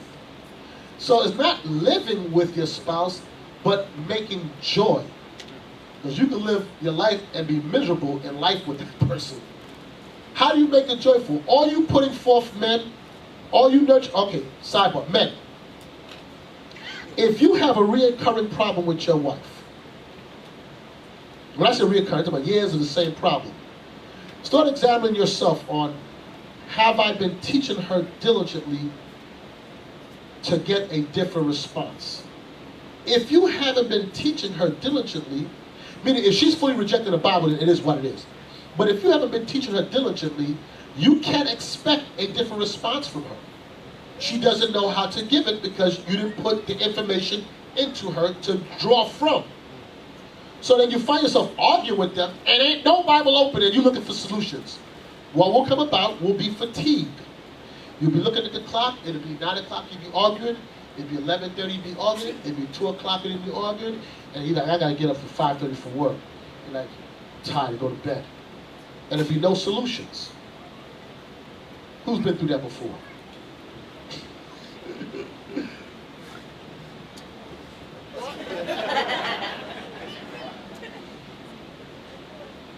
And you be talking in circles, it'd be that Shutter Island stuff.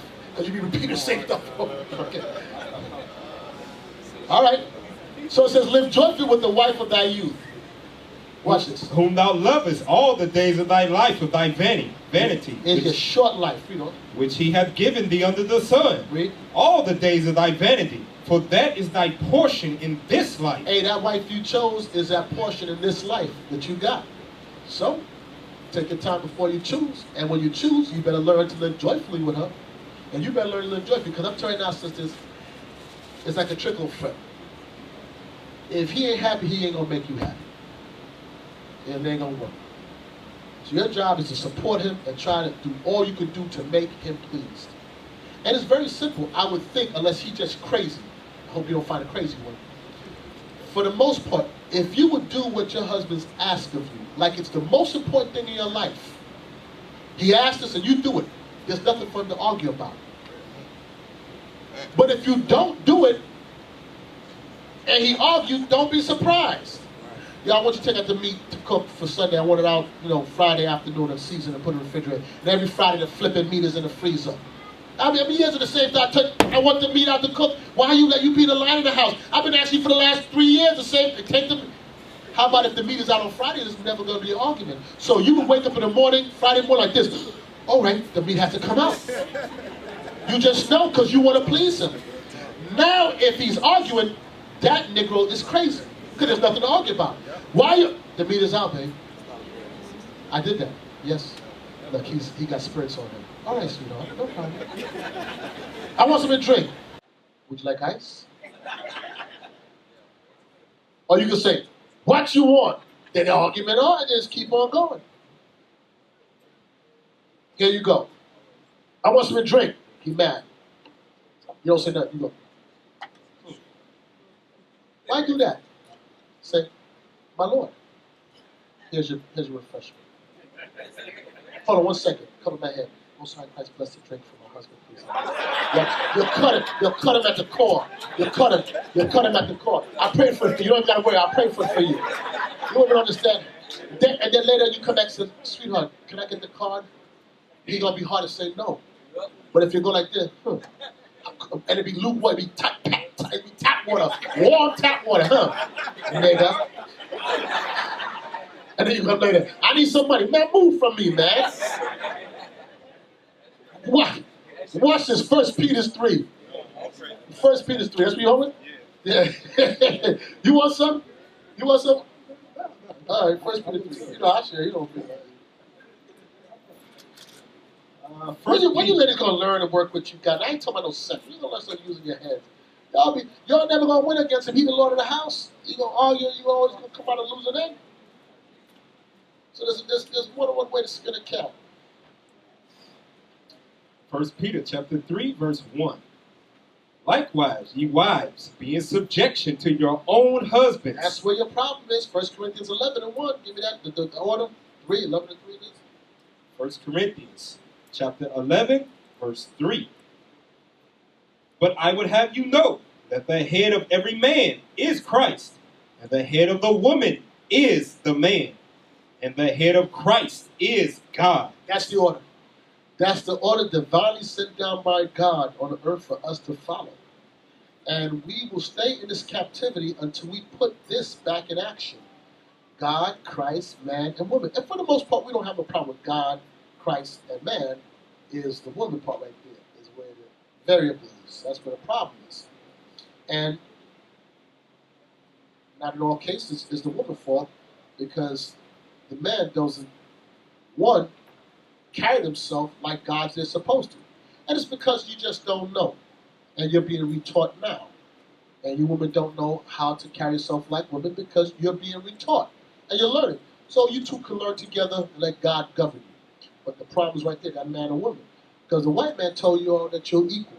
And he'll pay you more money and he'll give you more privileges than the man. So you all decide to raise up against us. Because the white man has made the black woman his lieutenant.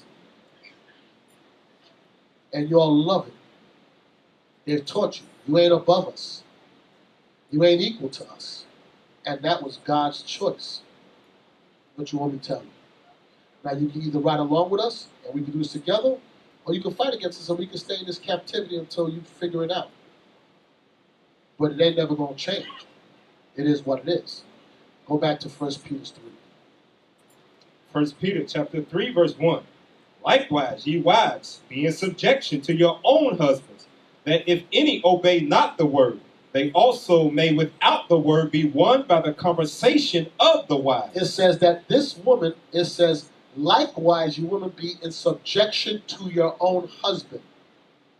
That if any obey not the word, meaning the husband, if he's not right, then he might be won over by the way you carry yourself. So you may have a husband that may not be right in the way he's dealing, but it's your responsibility now to win him over by your conversation. Not for you not to come out the spirit, so you could be absolutely right and absolutely wrong by the way you handle it. So now you got in the marriage with a man, and you realize he got layers of problems. Now you could be that woman that resists him and argue, or you could sit back and say, you know what? Okay. This is the cards I'm dealt. I'm in a situation. I better grow spiritually now so I can start trying to help this man along his journey. Or I'm going to spend the rest of my life in problems with this man. He's stupid as hell. But you know what? I'm not going to say to nobody. I just know that myself. But it's all right. He's my stupid man, and I'm going to guide him up in these scriptures to make. But I'm not going to tell him this to. I'm going to tell him he's great, and I'm going to show him how great he is. I'm going to nurture him. That's skill. Or you can tell him that he's stupid and have problems. Men, you can have a wife, but you got to guide up. And sure, you know, boys, you don't know this. I'm about to guide her. Or you could just beat her down and not raise her up, because you need her to come up to where you at. Oh, hey, let me help everybody out. This is the playing field right here. So you just got to open it so black what's inside of here. So all you got to do. It's simple. So y'all be arguing like this with the book closed. Hours of wasted time. Hours. But let me explain. But no. Can I speak? Can I speak? And ain't nobody reading no Bible. Can I speak? See, that's what, you never listen to me. But hold on, I'm trying to explain. No. Verse 2. While they behold your chaste conversation, coupled with fear. Watch this. Jump up to chapter 2, verse 18. 1 Peter 2, verse 18.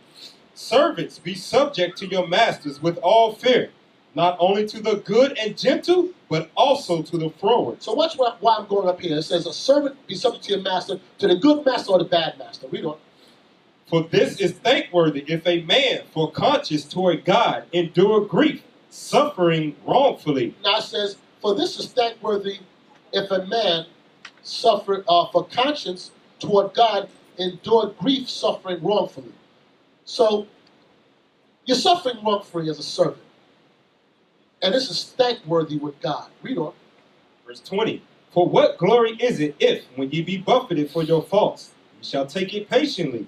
But if when ye do well and suffer for it, ye take it patiently, this is acceptable with God. So if you get buffeted for something you did wrong and you take it, so what?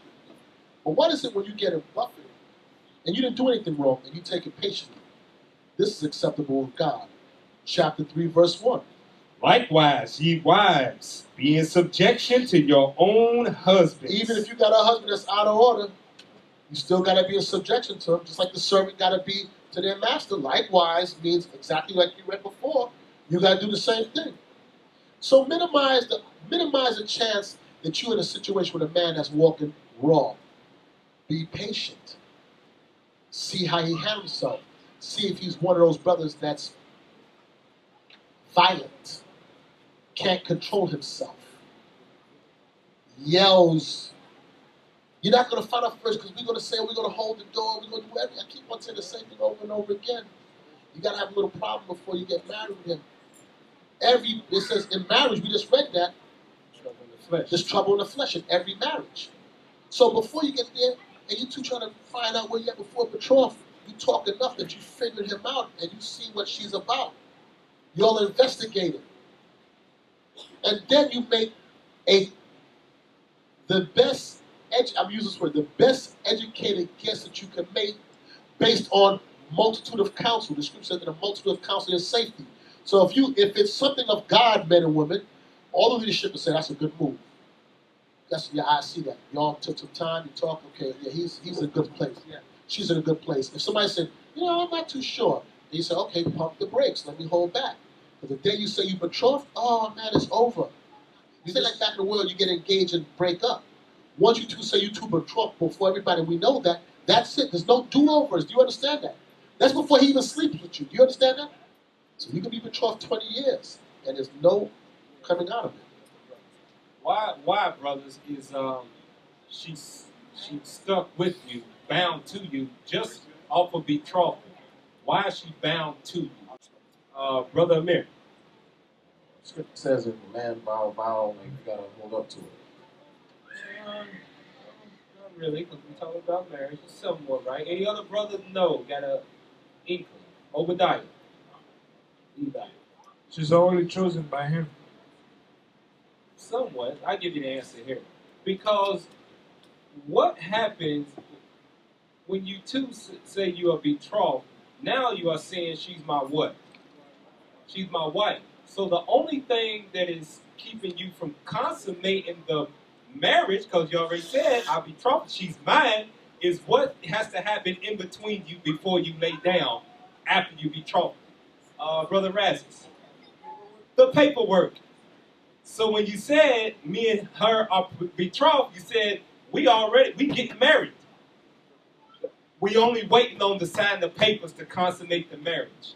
That's why you can't you can't put him away once he say we betrothed.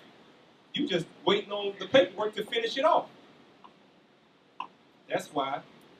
Now you could be betrothed for 20 years, and you can't move forward.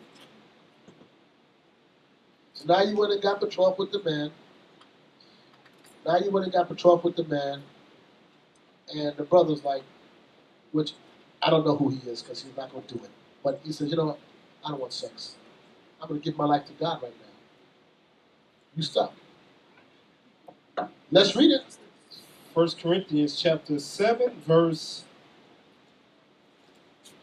36.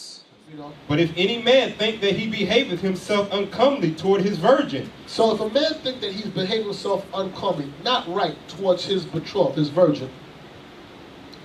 If she passed the flower of her age. And she passed the point of childbearing. Read on. And need so require. Let him do what he will. He sinneth not. And he said, and need so require. He's like, I need sex now. Let him do what he do. He sinneth not. Let them marry. He said, he sinneth not. Let them consummate and go on with the rest of part of. Because it's betrothal, the marriage paper, then is sex. All three of those are different components of what ends up being a marriage. So from the time you get betrothed, you're bound. There's a contract. There's no breaking contract unless it's dead. Then the contract gets signed, and then you get the goods. Sisters, y'all be given the goods up front before no paperwork. Listen, let him sign the paperwork. He don't sign nothing, and then he done tap it, and he gone, and whatever, and you screwed. Leave you a nut, he dropped dead, Lord forbid. His mama bury him as a Christian burial, take the money, and you're screwed. You don't let him sign the paperwork before you give it up? Lord, y'all crazy.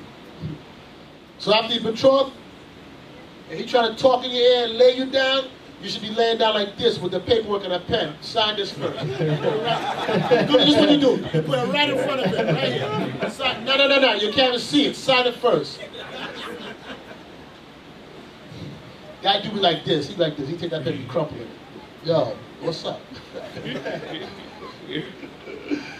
Read on. Verse 37. Nevertheless, he that standeth steadfast in his heart. So if he stays steadfast in his heart, read on. Having no necessity. He have no need of sex, read on. But have power over his own will. He can control his sex. He don't need it. And hath so decreed in his heart. And he decreed in his mind. That he will keep his virgin, doeth well. He said, I'm going to keep you a virgin. I ain't never going to do it. So guess what? You locked. So the day you get me here and says, I want to make it, brother get up and say, I want to make an announcement. Me and so-and-so are betrothed. That day he said that, you better be like, oh no, we not.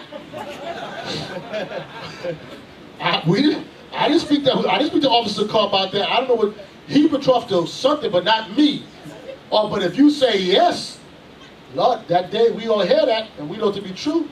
Don't come back next week and tell me, nah, I found out that it's not going to work out. And so what, Hope? You laughing. We serious about it. There's no turning back then. So the day he said that, you better be fully persuaded, fully convinced, after thorough investigation and getting counsel over and over again. And you're like, okay, I'm going to take my chance with this man. Okay, I'm going to take my chance because I spent time in getting to know this person, and there's nothing more I can know about them other than the part that comes after the paperwork. It's the only part of him I don't know. I don't know of her. Everything else I pretty much know. You understand that? Or do it your way. Let's see how it works out for you. Let's go back to where I was at Peter's. 1 Peter chapter 3, verse 2. While they behold your chaste conversation coupled with fear, whose adorning, let it not be that outward adorning of plaiting the hair, and the wearing of gold, or of putting on an apparel, but let it be the hidden man of the heart, and that which is not corruptible, even the ornament of a meek and quiet spirit.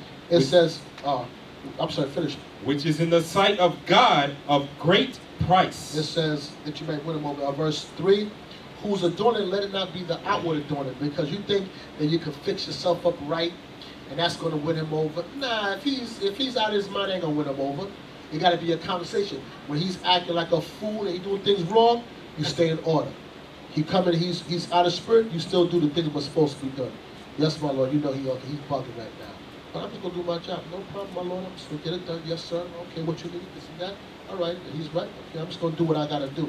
It says, let it be the adorning, whose adorning, let it not be, I can't say. The outward adorning of plaiting of hair, and of wearing of gold, or of putting on of apparel. Read on. But let it be the hidden man of the heart, in that which is not corruptible. Listen what it says. Let it be the hidden man of the heart, ladies, which is not corruptible. It's very easy for it to be corrupted if he's not right.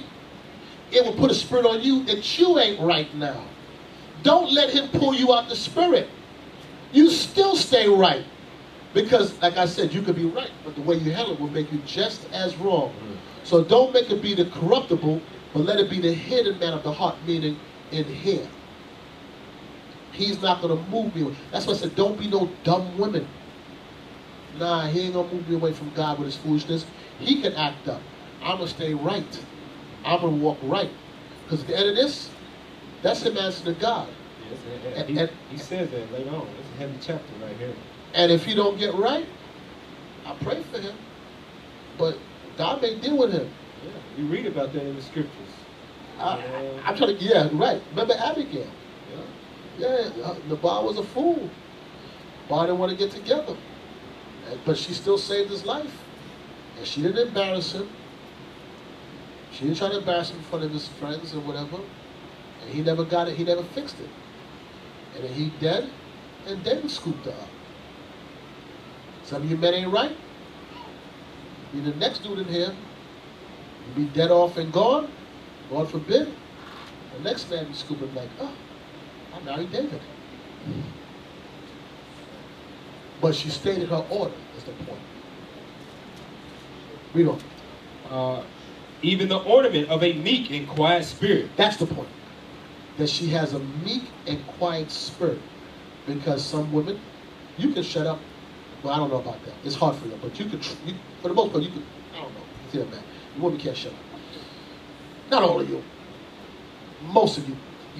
Like your mouth, that jaw reaction, like it just keep on moving. You know, you react easy. You provoke easy. You have to respond. But let's just say you, for lack of better words, in a perfect world, you can shut up. Right? But in your spirit, if you can't be quiet. So in other words, you can look at him and be like, and your spirit ain't meek and quiet. You got to look at him and know that he's wrong and be like, I pray for you, I love you, get right. And that's hard. Because of showing your faith. Here's your food.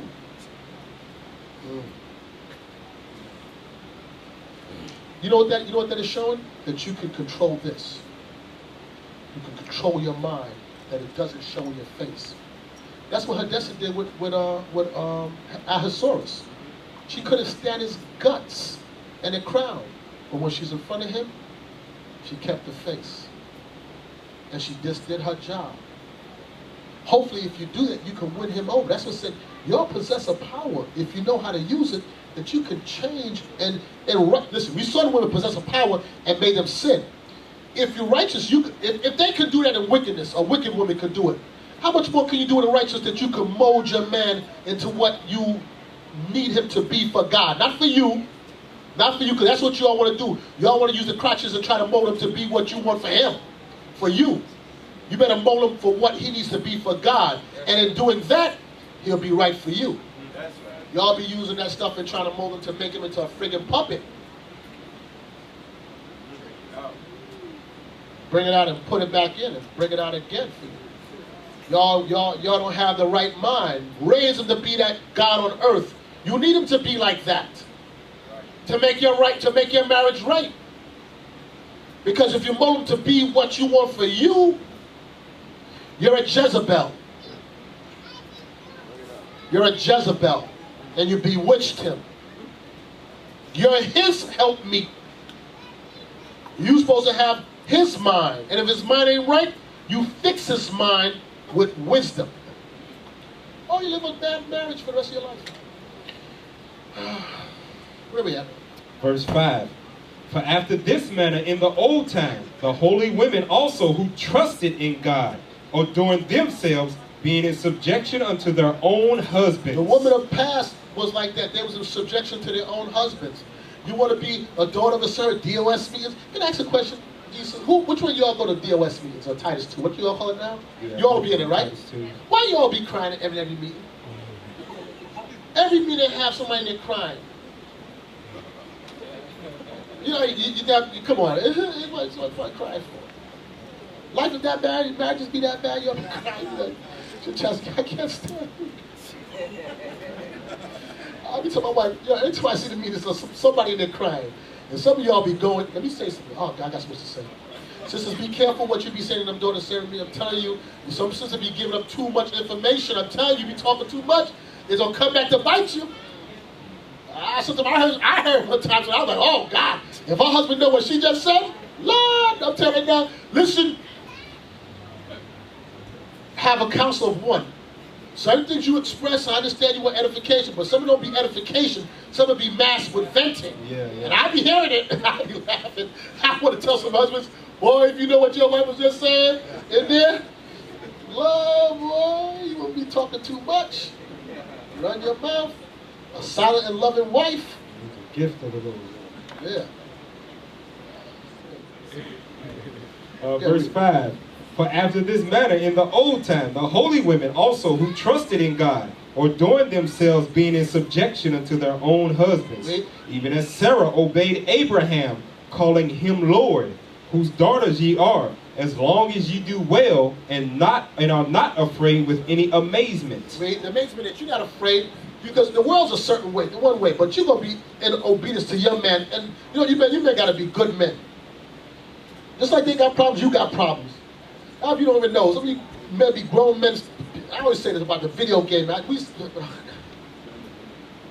It's hard for a woman to look to you as her lead, her guide, and you're a big clown. Play, everything is play, game, video game, and come on, man, mature. No, I can't say that. Well, yes, I can. Be that serious man, Astorian man that she looked to as a guide. But if she don't see like that, she may not say it, but she always please, man.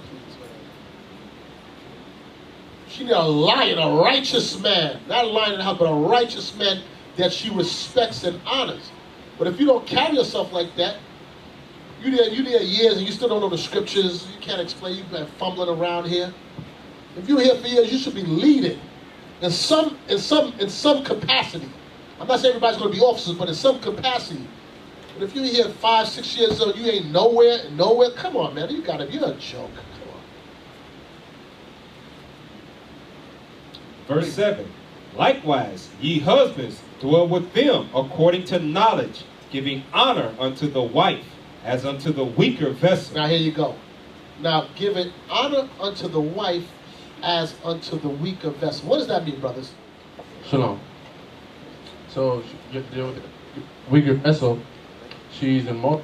You have to deal with her on those tendencies. How to speak to her, say kind things to her, and deal with her with knowledge according to the scriptures. Yeah, somewhat. Yeah. I'm looking for certain words to see if you. What you said? All right, let me hear you. Young man. Shalom, Brother Uriah. Just like how you ain't right, she ain't right, so you're going to need patience to grow and develop. Read what it says. What did it say?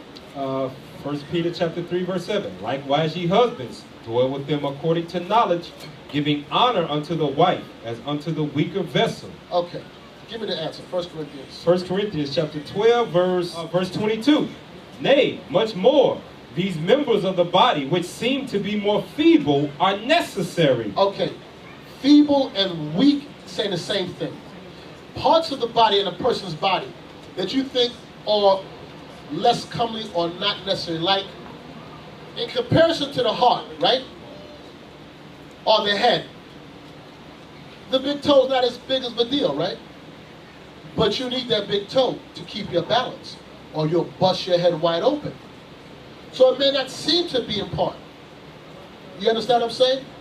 Parts of the body, like your eyelash, or this right here, it keeps the sweat out your eyes. When you're without it, you'll recognize how much you need it. It's telling you about a wife. Brothers that have wives, think about your life. If you have wife and children, think about your wife. And remove her out the picture.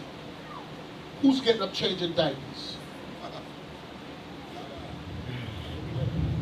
I'm going to tell you right now, when my wife had the firstborn son, oh, yeah, I want to feed the baby, change diapers with my firstborn boy, whatever. Man, listen, get up. You joking? Nah. Yo, come on, man, he crying. I don't get up for what? Shut up, I'm not getting up. Remove out the picture, and you like this, and you be hitting the other side of the bed, and be no wife, you're like, oh God, baby, cry.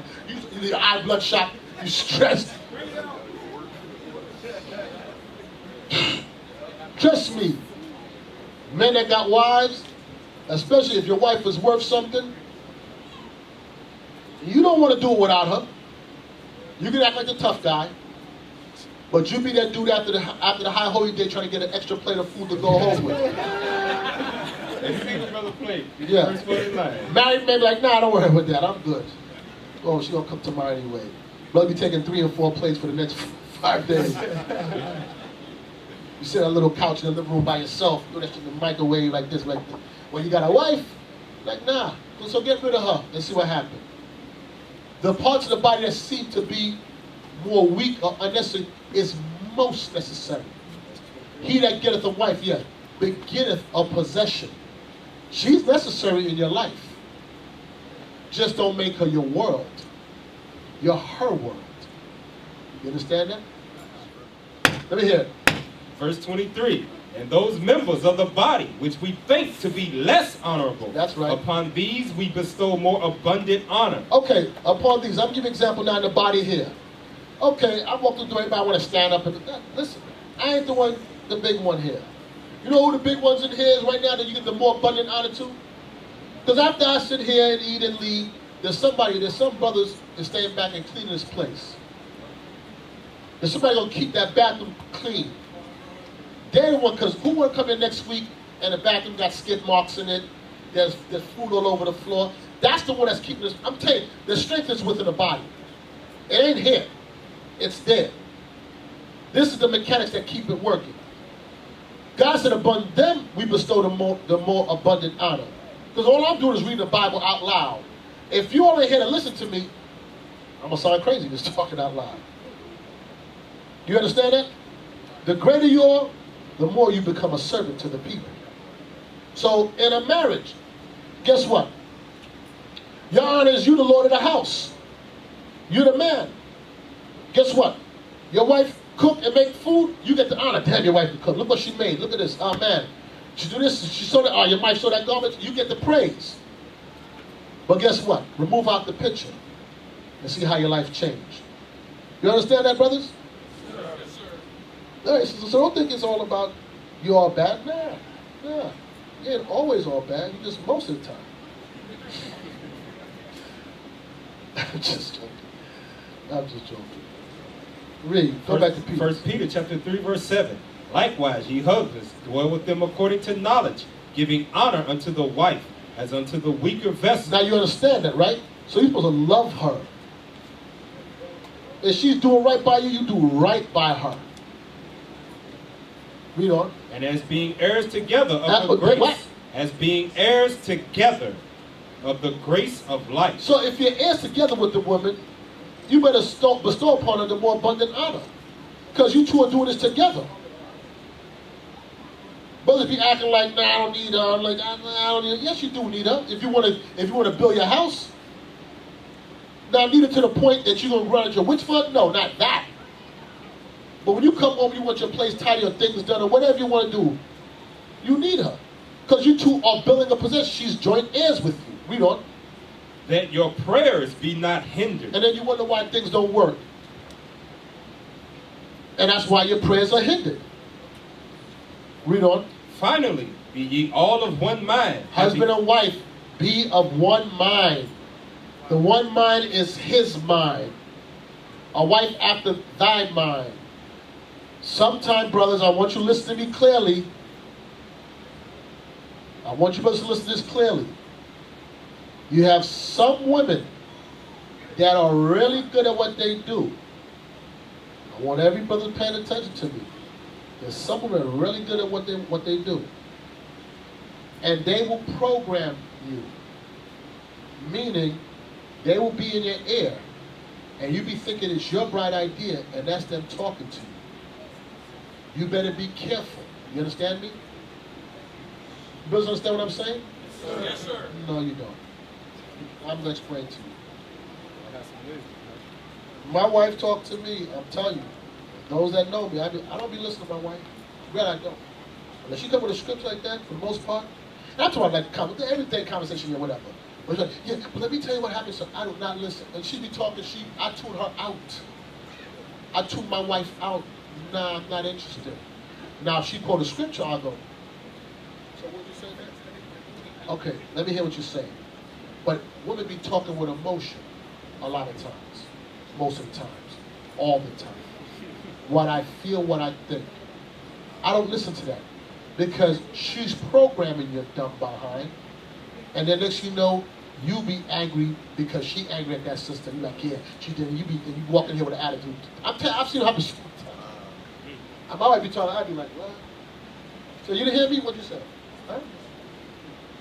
No. Yeah. Well, she said, forget it. Yeah, that's right. Forget it. Because you know, because I felt she was talking, and you know, and I'm telling you how, you know, and I was thinking about, you know, I got a phone call. Yeah, there'll be nobody on the phone. Like, most high Christ blessed.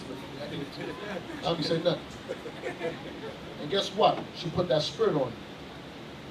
Be of one mind. That mind is whose mind? Your mind. But if your mind ain't in the scriptures, then it's going to be her mind.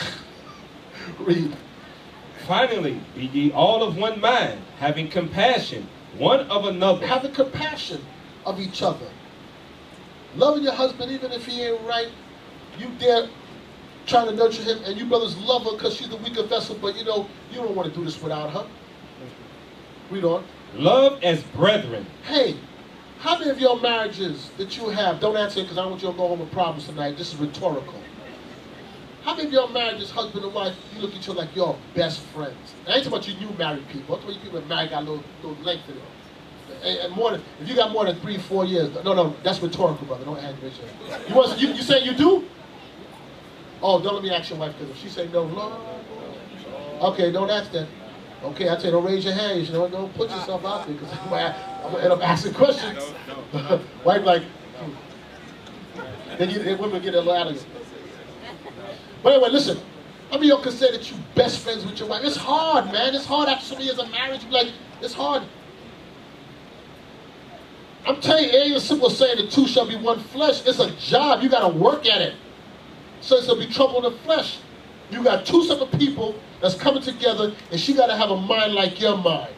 And your mind got to be a mind after Christ. It can't be your simple mind. It got to be mind after Most High God, Most High Christ. And meshing two people together. Love as brethren, where you just want to kick it with her. A lot of times you're trying to get away. Sidebar, that does not mean that you be up on your wife 24 hours a day, and everywhere you go, and you be at the Sabbath service, she be standing over your shoulder. And not go sit over there, man. With the women. Yeah, with the women. Oh, you over here.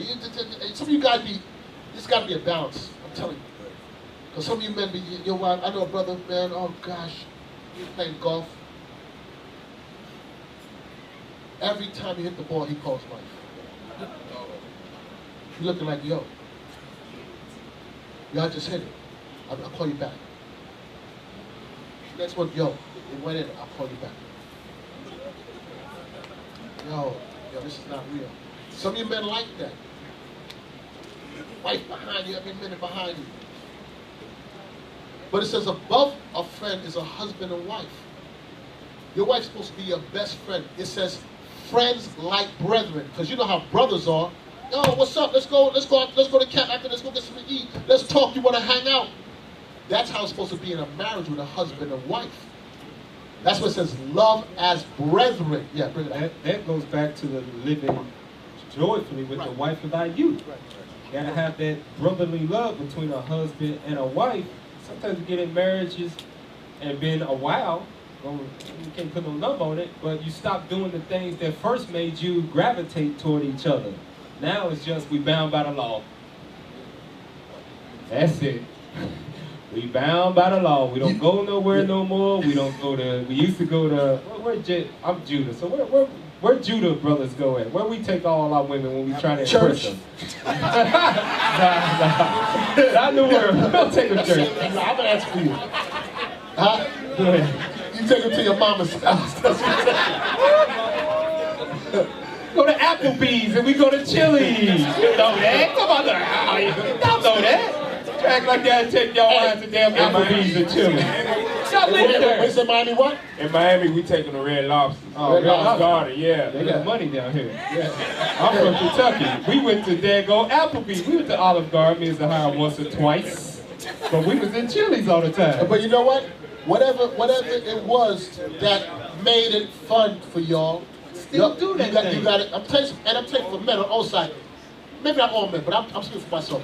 You get disconnected from that stuff because you get caught up with everyday life stuff, and you kind of lose focus on that. I done got the milk, you know, whatever. I'm good.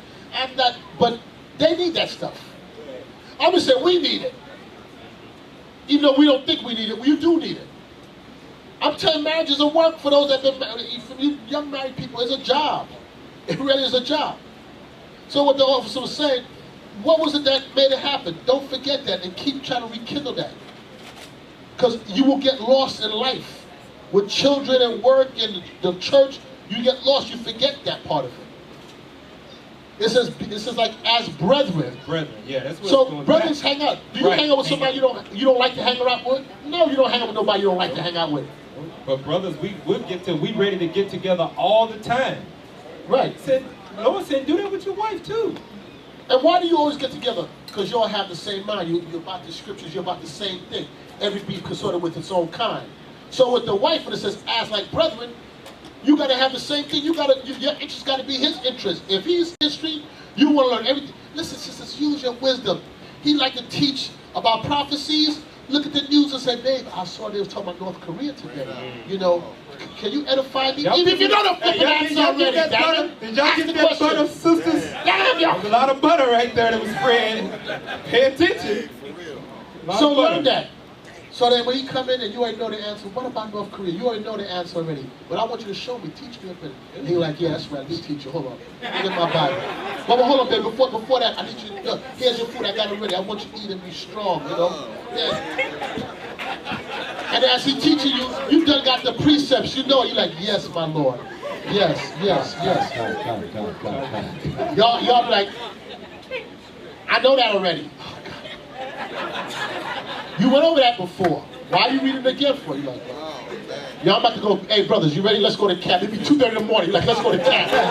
Finger wretched woman. You know? Let's go hand out flies. 2:30 in the morning. You want a reason why you're not home yet? Nah, we out here doing God's work. Nah, when you coming home, I'm not sure. Women, use your wisdom. I'm telling y'all, make it happy. Make it happy. Like brethren. Whatever his mind, be happy. Can I tell you something? I'm sorry, Benton. There was a generation ago, and I'm not going to take no shots at no tribe, even though I want to stick it to Judah, but I'm not going to do this. But there was a time, I know all you elder Benjamites, all you elder Levites, and even the elder Judites. If there's any, is there any elder Judite women here? One. Okay, here we go. There's a J. Two. Now watch this, I'm going to say to them.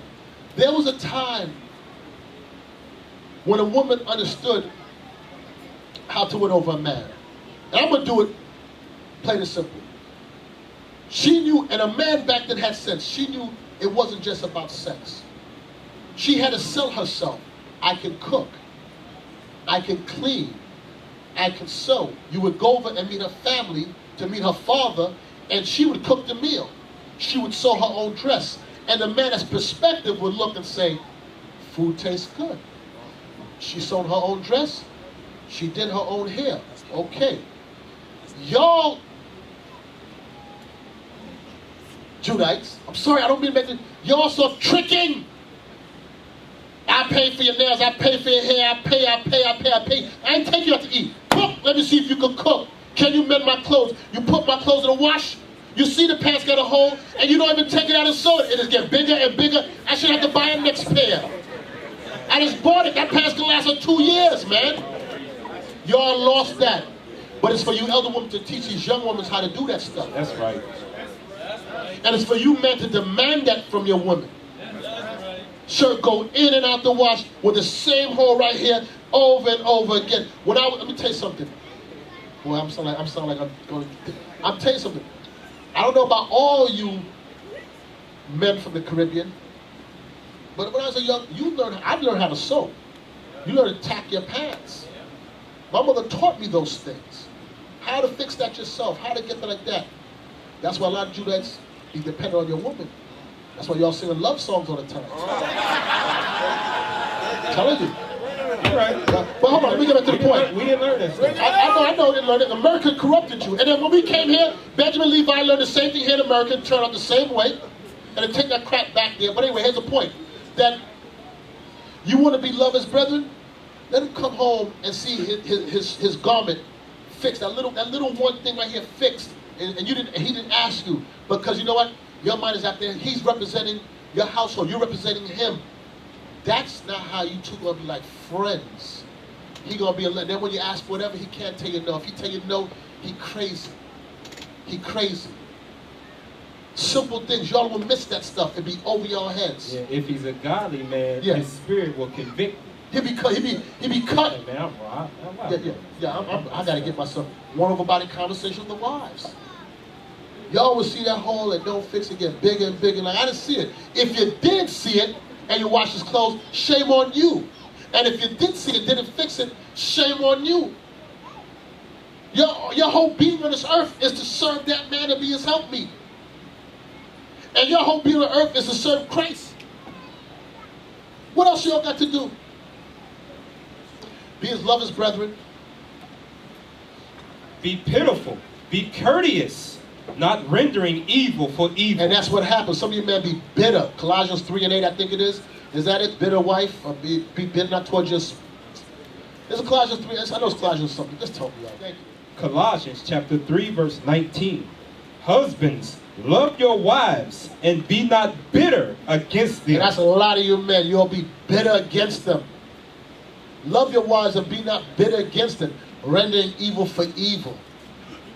Let me ask you a question in marriage. What does that amount up to? You both rendering evil for evil against each other? Don't you know you all destroy, if you destroy him, you destroy yourself? You know if you destroy her, you destroy yourself, you destroy the marriage? Don't you know you two are bound together? So if one hurt the other, you hurt yourself. There's no benefit in it. Unless you see yourself a separate entity away from her. Then wait a second, I thought the two that was bound was one flesh. How can you hate your own flesh? Go back. 1 Peter chapter 3 verse 9. Not rendering evil for evil, or railing for railing, but contrariwise, blessing, knowing that ye are thereunto called, that ye should inherit a blessing. That you are called that you can inherit a blessing together. Now I'm going to tell you, we talked a lot today on a lot of stuff. And I'll be honest with you, I'm not even halfway through right now. Marriage and who you choose and how you carry yourself before marriage is a topic that you can never teach enough. Hold fast what you heard. For you single ones, for you married ones, what you got to do. Hold fast, rehearse these things, go back over the scriptures. Give me Proverbs 18. Proverbs chapter 18 verse 22. Whoso findeth a wife findeth a good thing, and obtaineth favor of the Lord. It says, whoso findeth a wife findeth a good thing. You know what it means? When it says, whoso findeth a wife? Because you got to shift, you got to shuffle through all these women out here to find a good woman. It ain't easy. To find a good woman for you, meaning it says, make a help me. Like unto himself. Like unto himself. Because there may be a lot of good women out there, but she ain't the good woman for you, for what you need her to do. Some of you men will have a wife and you don't need her to be a super strong cook because that's not your thing. Some of us, we need, like my wife got to be a good cook because I would be a miserable husband. That's what I want. Some of you need a wife that is a working woman that go out there.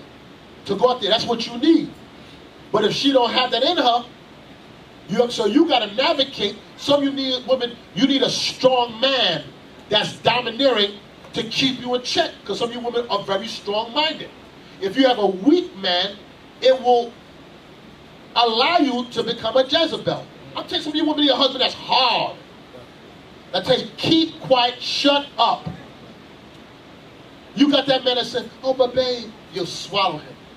You'll swallow, his spirit too timid for you. Some of you women need a more delicate man that talk to you and say, well, I don't know about that. I can't process. But you know what I mean, right? You need one that may be a little more, what's the word I'm looking for? Help me out. Charismatic. Whatever it might be. Some people don't need that. Whatever the case may be. But it says you got to find out. If you find a wife, you got to find one that's right for you. And it's never going to be behind that. That mind, not that mind. This mind. Read it again. Whoso findeth a wife findeth a good thing, and obtaineth favor of the Lord. And what? And findeth favor of the Lord. And findeth favor. If you find a good one, you found favor from God. Because you're going to go out there and gamble, roll the dice, and come up craps. If you find a good one, man, you found favor from God. You understand that, brothers? Yes, sir. Wesley, we'll wrap it up in about a few minutes. Go from that to Sirach 26. Let's go over verse 26. We'll jump back. Sirach chapter 26, verse 26. A woman that honoreth her husband shall be judged wise of all. A woman that honors her husband shall be judged wise of all. That's the kind of wife you have that honors you in word and in deed. She has to honor you. I'm telling you something. A lot of brothers, you'll be honoring your wife, which I'm not going to say is bad, but it'd be too much. And your wife will not reciprocate. Openly. Brothers be professing their love to their wives openly. And I will say that's Judah. Yeah, you know what I'm going to say. I ain't going to go into that's this. Judah. I've seen a bunch of betrothals. And Judah man said, I love you. With all my heart, mind, and soul, I give a life to her. She's like, I'd be like, yo, take the mic and say something back. She's like, yeah, me too. Y'all Judas be taking a knife, cut, and pull out your heart and hand it to her. And she's like, just put it down right there. I ain't want to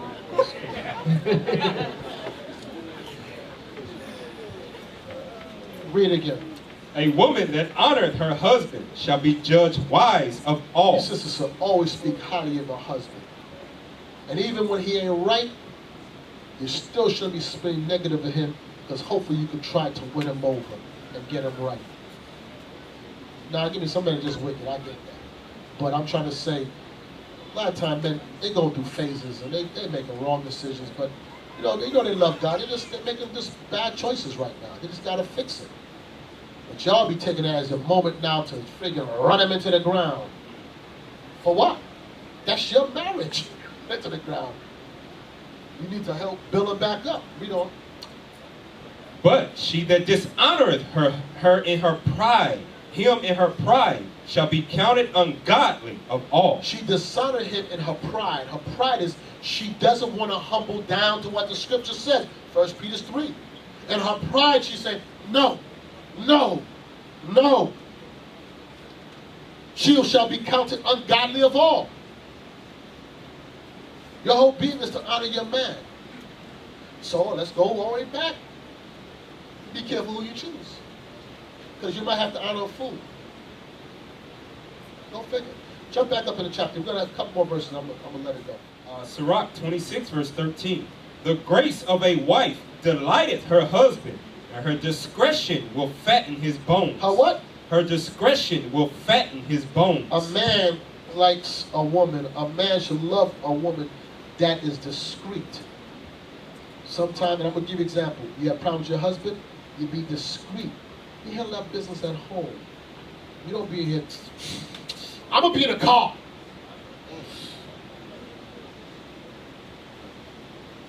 You wait till you get home to discuss whatever problems you have. You don't air it out. You use some discretion on how to deal. Y'all wear it all over your face. And then he got to embarrass you in front of everybody because you just played yourself. You put yourself out there. They're like, sometimes I just see stuff, I'm like, man, this is so simple to handle. Read it again. The grace of a wife delighteth her husband, and her discretion will fatten his bones. She will fatten his bone. Her discretion will make him strong. A silent and loving woman is a gift of the Lord. Lord, give me them gifts. Rain them down. Rain down the gifts to us, man. The silent and loving wife. A silent wife. I don't know if you brothers experience this, but one of the first big peeves is, yo, just keep quiet. Sometimes you all can't even hear wisdom because you all be talking. Just listen. There's an art to listening. There's an art to listening to understand, and then sometimes you just listen to respond. Listen to understand. But you got to be pulling scriptures, that person. Listen to understand.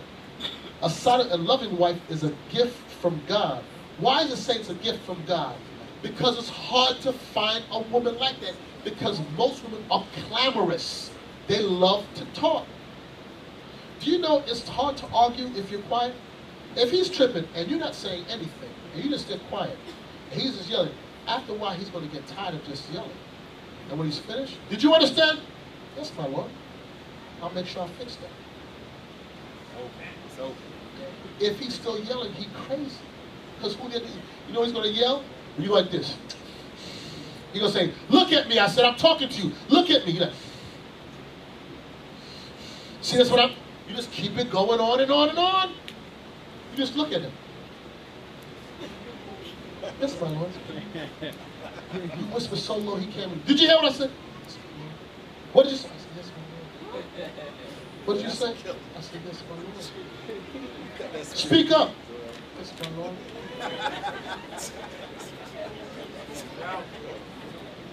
I'm trying to be that silent and loving wife. That's what you said.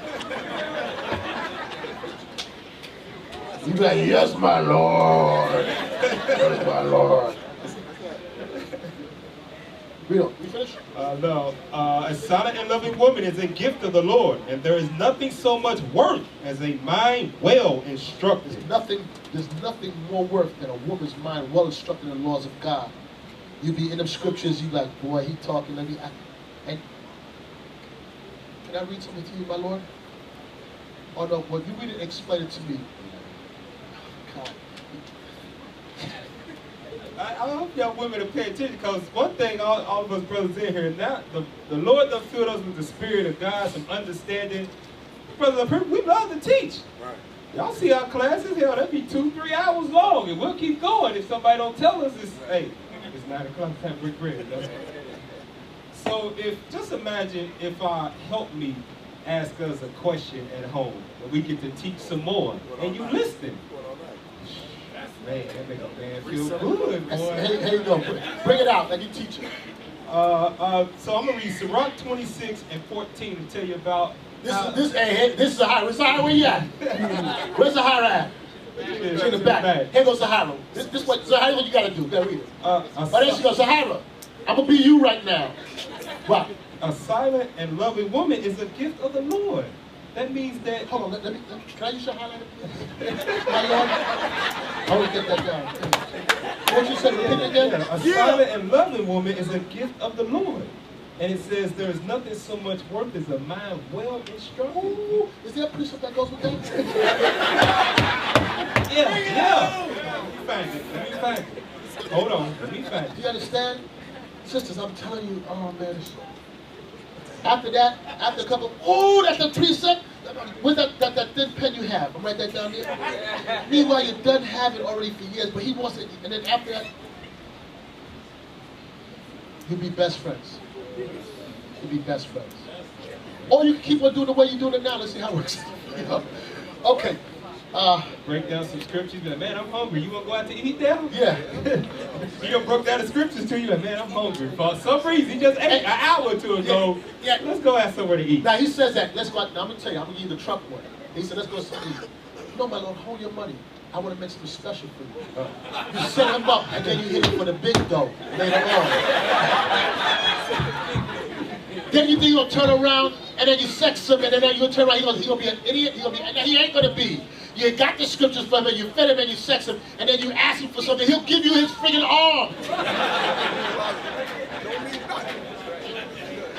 All that stuff that you've been yapping to him about that he ain't really trying to do, After all that done been done, he's like, hey, I need a house you know what? He's like, I'll pay. He be 2:30 in the morning. He be taking the wall. That's stuff you was talking about. Yeah, I think I'm gonna start doing that now. I'm gonna look into that some more.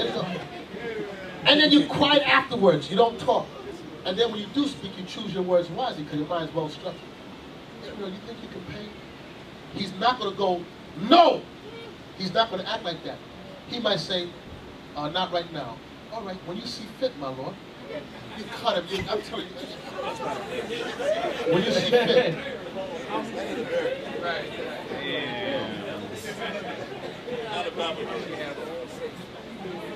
Proverbs 31, we're going to wrap it up. Proverbs chapter 31, verse 10. Who can find a virtuous woman? Well, that's the place to start at, boy. Can you give me the definition of virtuous? We pulled this before. That's why I say that's why God says study. It's a difference from reading and studying. Studying is when you say, okay, what is if I'm desiring to be the helpmeet to my Lord that God has ordained me to be, what does it mean for me to be virtuous? Where I can be everything he needs me to be. So he can do his job, I can do my job, we can rebuild this nation, and we can live joyfully while we still young. On into our old age, and we can be aged together happy. Virtuous. Let's go to the synonyms. You know what I want, straight to the synonyms. Synonyms of virtuous. Virtuous. All right, decent, ethical, honest, honorable, just. Stop. Go ahead, read on. Moral, nice. Say that one again. Nice. Just be nice, sisters. Just be nice. Proverbs 31 and 10. Who can find a nice woman? It's a nice girl. Come on, man. Be nice, man. Stop arguing. Stop talking. Come on, smile. If you're mad at me, don't show your face. We can work it out, but if you ain't gonna be nice, I ain't gonna be nice. And you wanna be indecent, I wanna be okay. In today's society, growing up how we don't speak to each other, we see each other on the streets as a people. I ain't helping you, I'm for myself. But a virtuous woman, she's nice. She got a smile on her face. You come in the house after work, hey baby, glad you home. Glad you made it. All praises, God brought you back safe to me. You're like, Dad, I was praying that you make it home safe. Guess what he gonna do? He gonna walk right over there to you and give you that kiss. Like, yeah, I couldn't wait to get home too. I took the toll to get home quicker. Hey sisters, just remember this, those are married. Just try this. Your husband walked through the door after you haven't seen him for the day or week, whatever, and just say, praise to the Most High that you made it home safely. You take that man's heart out his chest and hold it. When these brothers come back in from camp, y'all should be clapping. All praise to the Most High brought you men back safely from doing the work. And then you ask the brothers, can you get that for me? He's like, yeah, you carry your car. They come back, you're like, what you want, peanut butter and jelly or turkey sandwich? Hurry up, I gotta hurry to get the rest of the sandwich. What you want? I want both, damn it. And take the crust off of both of them. But wash your hands first. Read that again. Proverbs chapter 31, verse 10. Who can find a virtuous woman? Read. For her price is far above rubies. That's what I'm talking about, again, finding a wife. It's hard out there because all these women out in this world is ratchet, scandalous. It's hard to find them. He's telling you that they're a gem. But when you find that one, brother, you better hold on to her.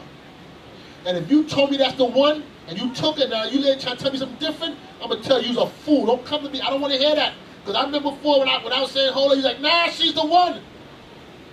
And after you get it, he's like, nah, I don't know about that. Man, I don't want to hear that. Don't come. Don't waste your time to come to me. Don't talk to us a couple. Don't come to him. Nah, that's off again. I'm so severe. Go ahead. Don't come to me.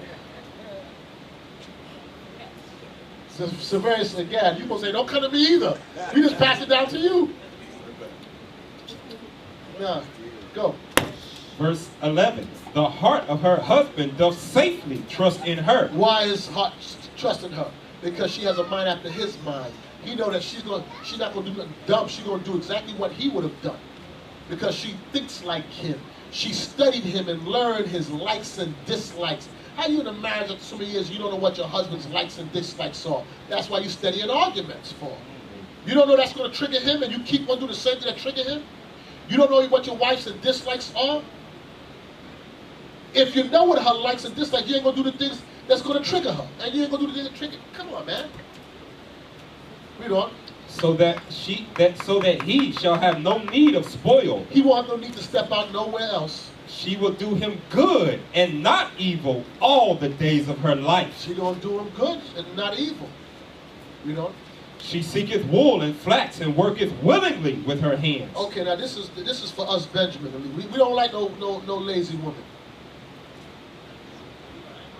Levites, we don't like no lazy woman. Ephraim from Puerto Rico too. Gad too. All the tribes. I don't think, maybe not Judah, but that's, you know. That's... Hey, listen. That's not true. Judah like a woman working. I take that. Verse 14. She is like the merchant's ships. She bringeth her food from afar. She riseth also while it is yet night, and giveth meat to her household. You know, when I hear this, even though I know on some levels, well, in the world that, you know, women, families in the world are wicked. But when I read this, I see a lot of my mother and my grandmother. My mother used to be, I'll tell you, on Sunday morning, my mother would be up, I don't even know what time, I used to wake up. I wake up Sunday dinner done cook when I wake up in the morning. I be waking up to Sunday dinner. It's supper time. I mean, I don't get up no, my house, you can't get up no 3 o'clock in the afternoon. Nah, every day you up early, 8, 9 o'clock, the latest maybe, on a weekend. And food, if it ain't done, it's on the stove cooked. That's what wake you up. The women were different. There was a different type of woman back then. They'd be the last to go to bed, shut down the house, or first to get up. The job of the man is to provide, and then my mother worked too. And his job was, the man's job, if somebody break in the house, he gonna be the one to get up. She stay in bed. I know a Judite, and I'm not exaggerating. That one time, if this was happening, I'm sorry, you think I was taking a jab at Judah, but this is real stuff. When I say you're gonna remember it, there's a Judite laid up with his wife in bed and heard some noise and told his wife to go check. You know what I'm talking about? You remember that? Look, I'm gonna tell you so you know. He told his wife to go check. Lord, if that was my daughter's husband, I'd have beat him. Y'all had to demote me. I'm trying to beat him. Yo, you told a woman go check. I couldn't imagine. I'm trying to imagine a woman looking like, yo, that's the time you gonna say, y'all messed up. Y'all had a wrong dude right here. And then you still gotta smile and say, you better go get a concordance and find all the scriptures on being brave. And put them in little posters all around the house so he can learn that. Because Lord, I can't imagine telling her like that. You know what? For her obedience and subjection to you, you got to give your life for her. But it's kind of hard to give your life if a woman can't shut up.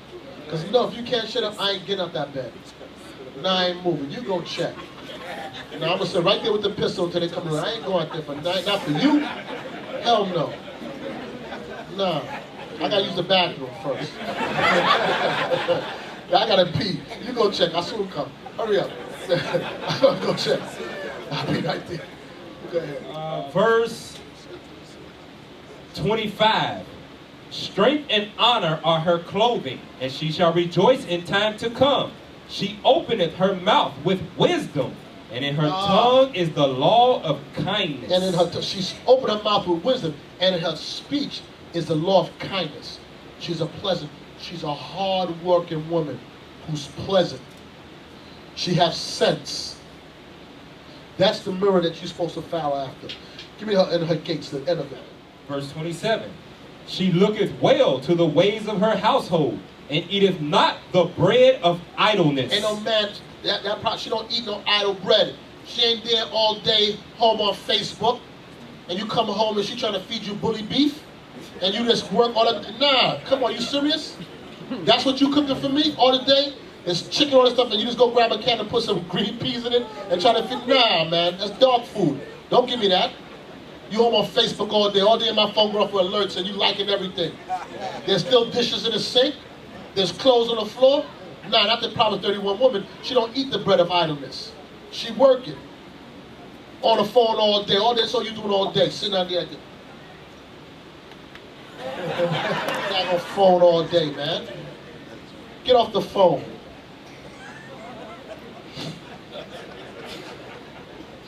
Hold on. Read that verse again. She looketh well to the ways of her household, and eateth not the bread of idleness. Her children arise up and call her blessed. Her husband also, and he praiseth her. Watch this. It's Sirach 26 and 16. She don't eat the bread of idleness. The book of Sirach, Ecclesiasticus. I guarantee you, if he right now, he gonna be pleased. You be his best friend. Read. Chapter 26, verse 16. As the sun, when it ariseth in the high heaven, so is the beauty of a good wife in the ordering of her house. She knows how to order a house. And some sisters just don't know that, and they have to be taught that. That's what you elders are supposed to be doing. Teach them how to order a house. And some of you men need to want to work. Some of you men lazy as hell, don't want to go work. Find excuse, don't want to keep down a job. If you, hey, let me tell you something. I'm getting a woman some of it, but some of you men is real bums. Not in here, I hope. Real bums, don't want to work. Looking for the woman to maintain you. Nah, that's your job. It's your job to maintain her, not she maintain you. You brothers understand that? Yes, sir.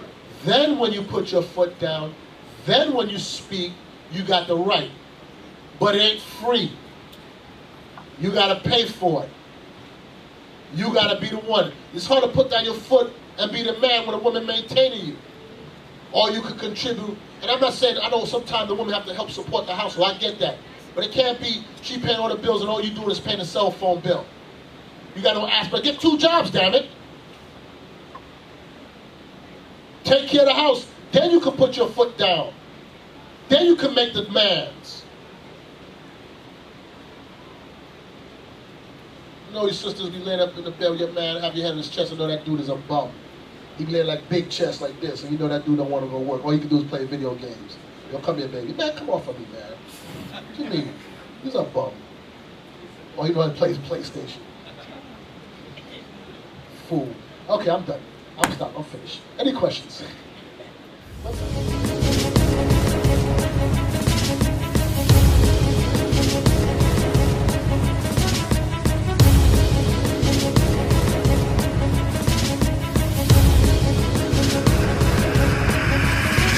Shalom, Israel. I'm Elder Nathaniel, Israel United in Christ. YouTube likes to shut our channels down, as some of you have noticed, ever so often. Subscribing to join IUIC will assure you will always stay connected to our YouTube accounts. We want to do our best to make sure this truth gets out. Please click and join our subscriber YouTube channel called Join IUIC to stay linked to all of our videos. So again, please make sure you subscribe to this Join IUIC channel to get your latest updates from all our YouTube channels. Shalom.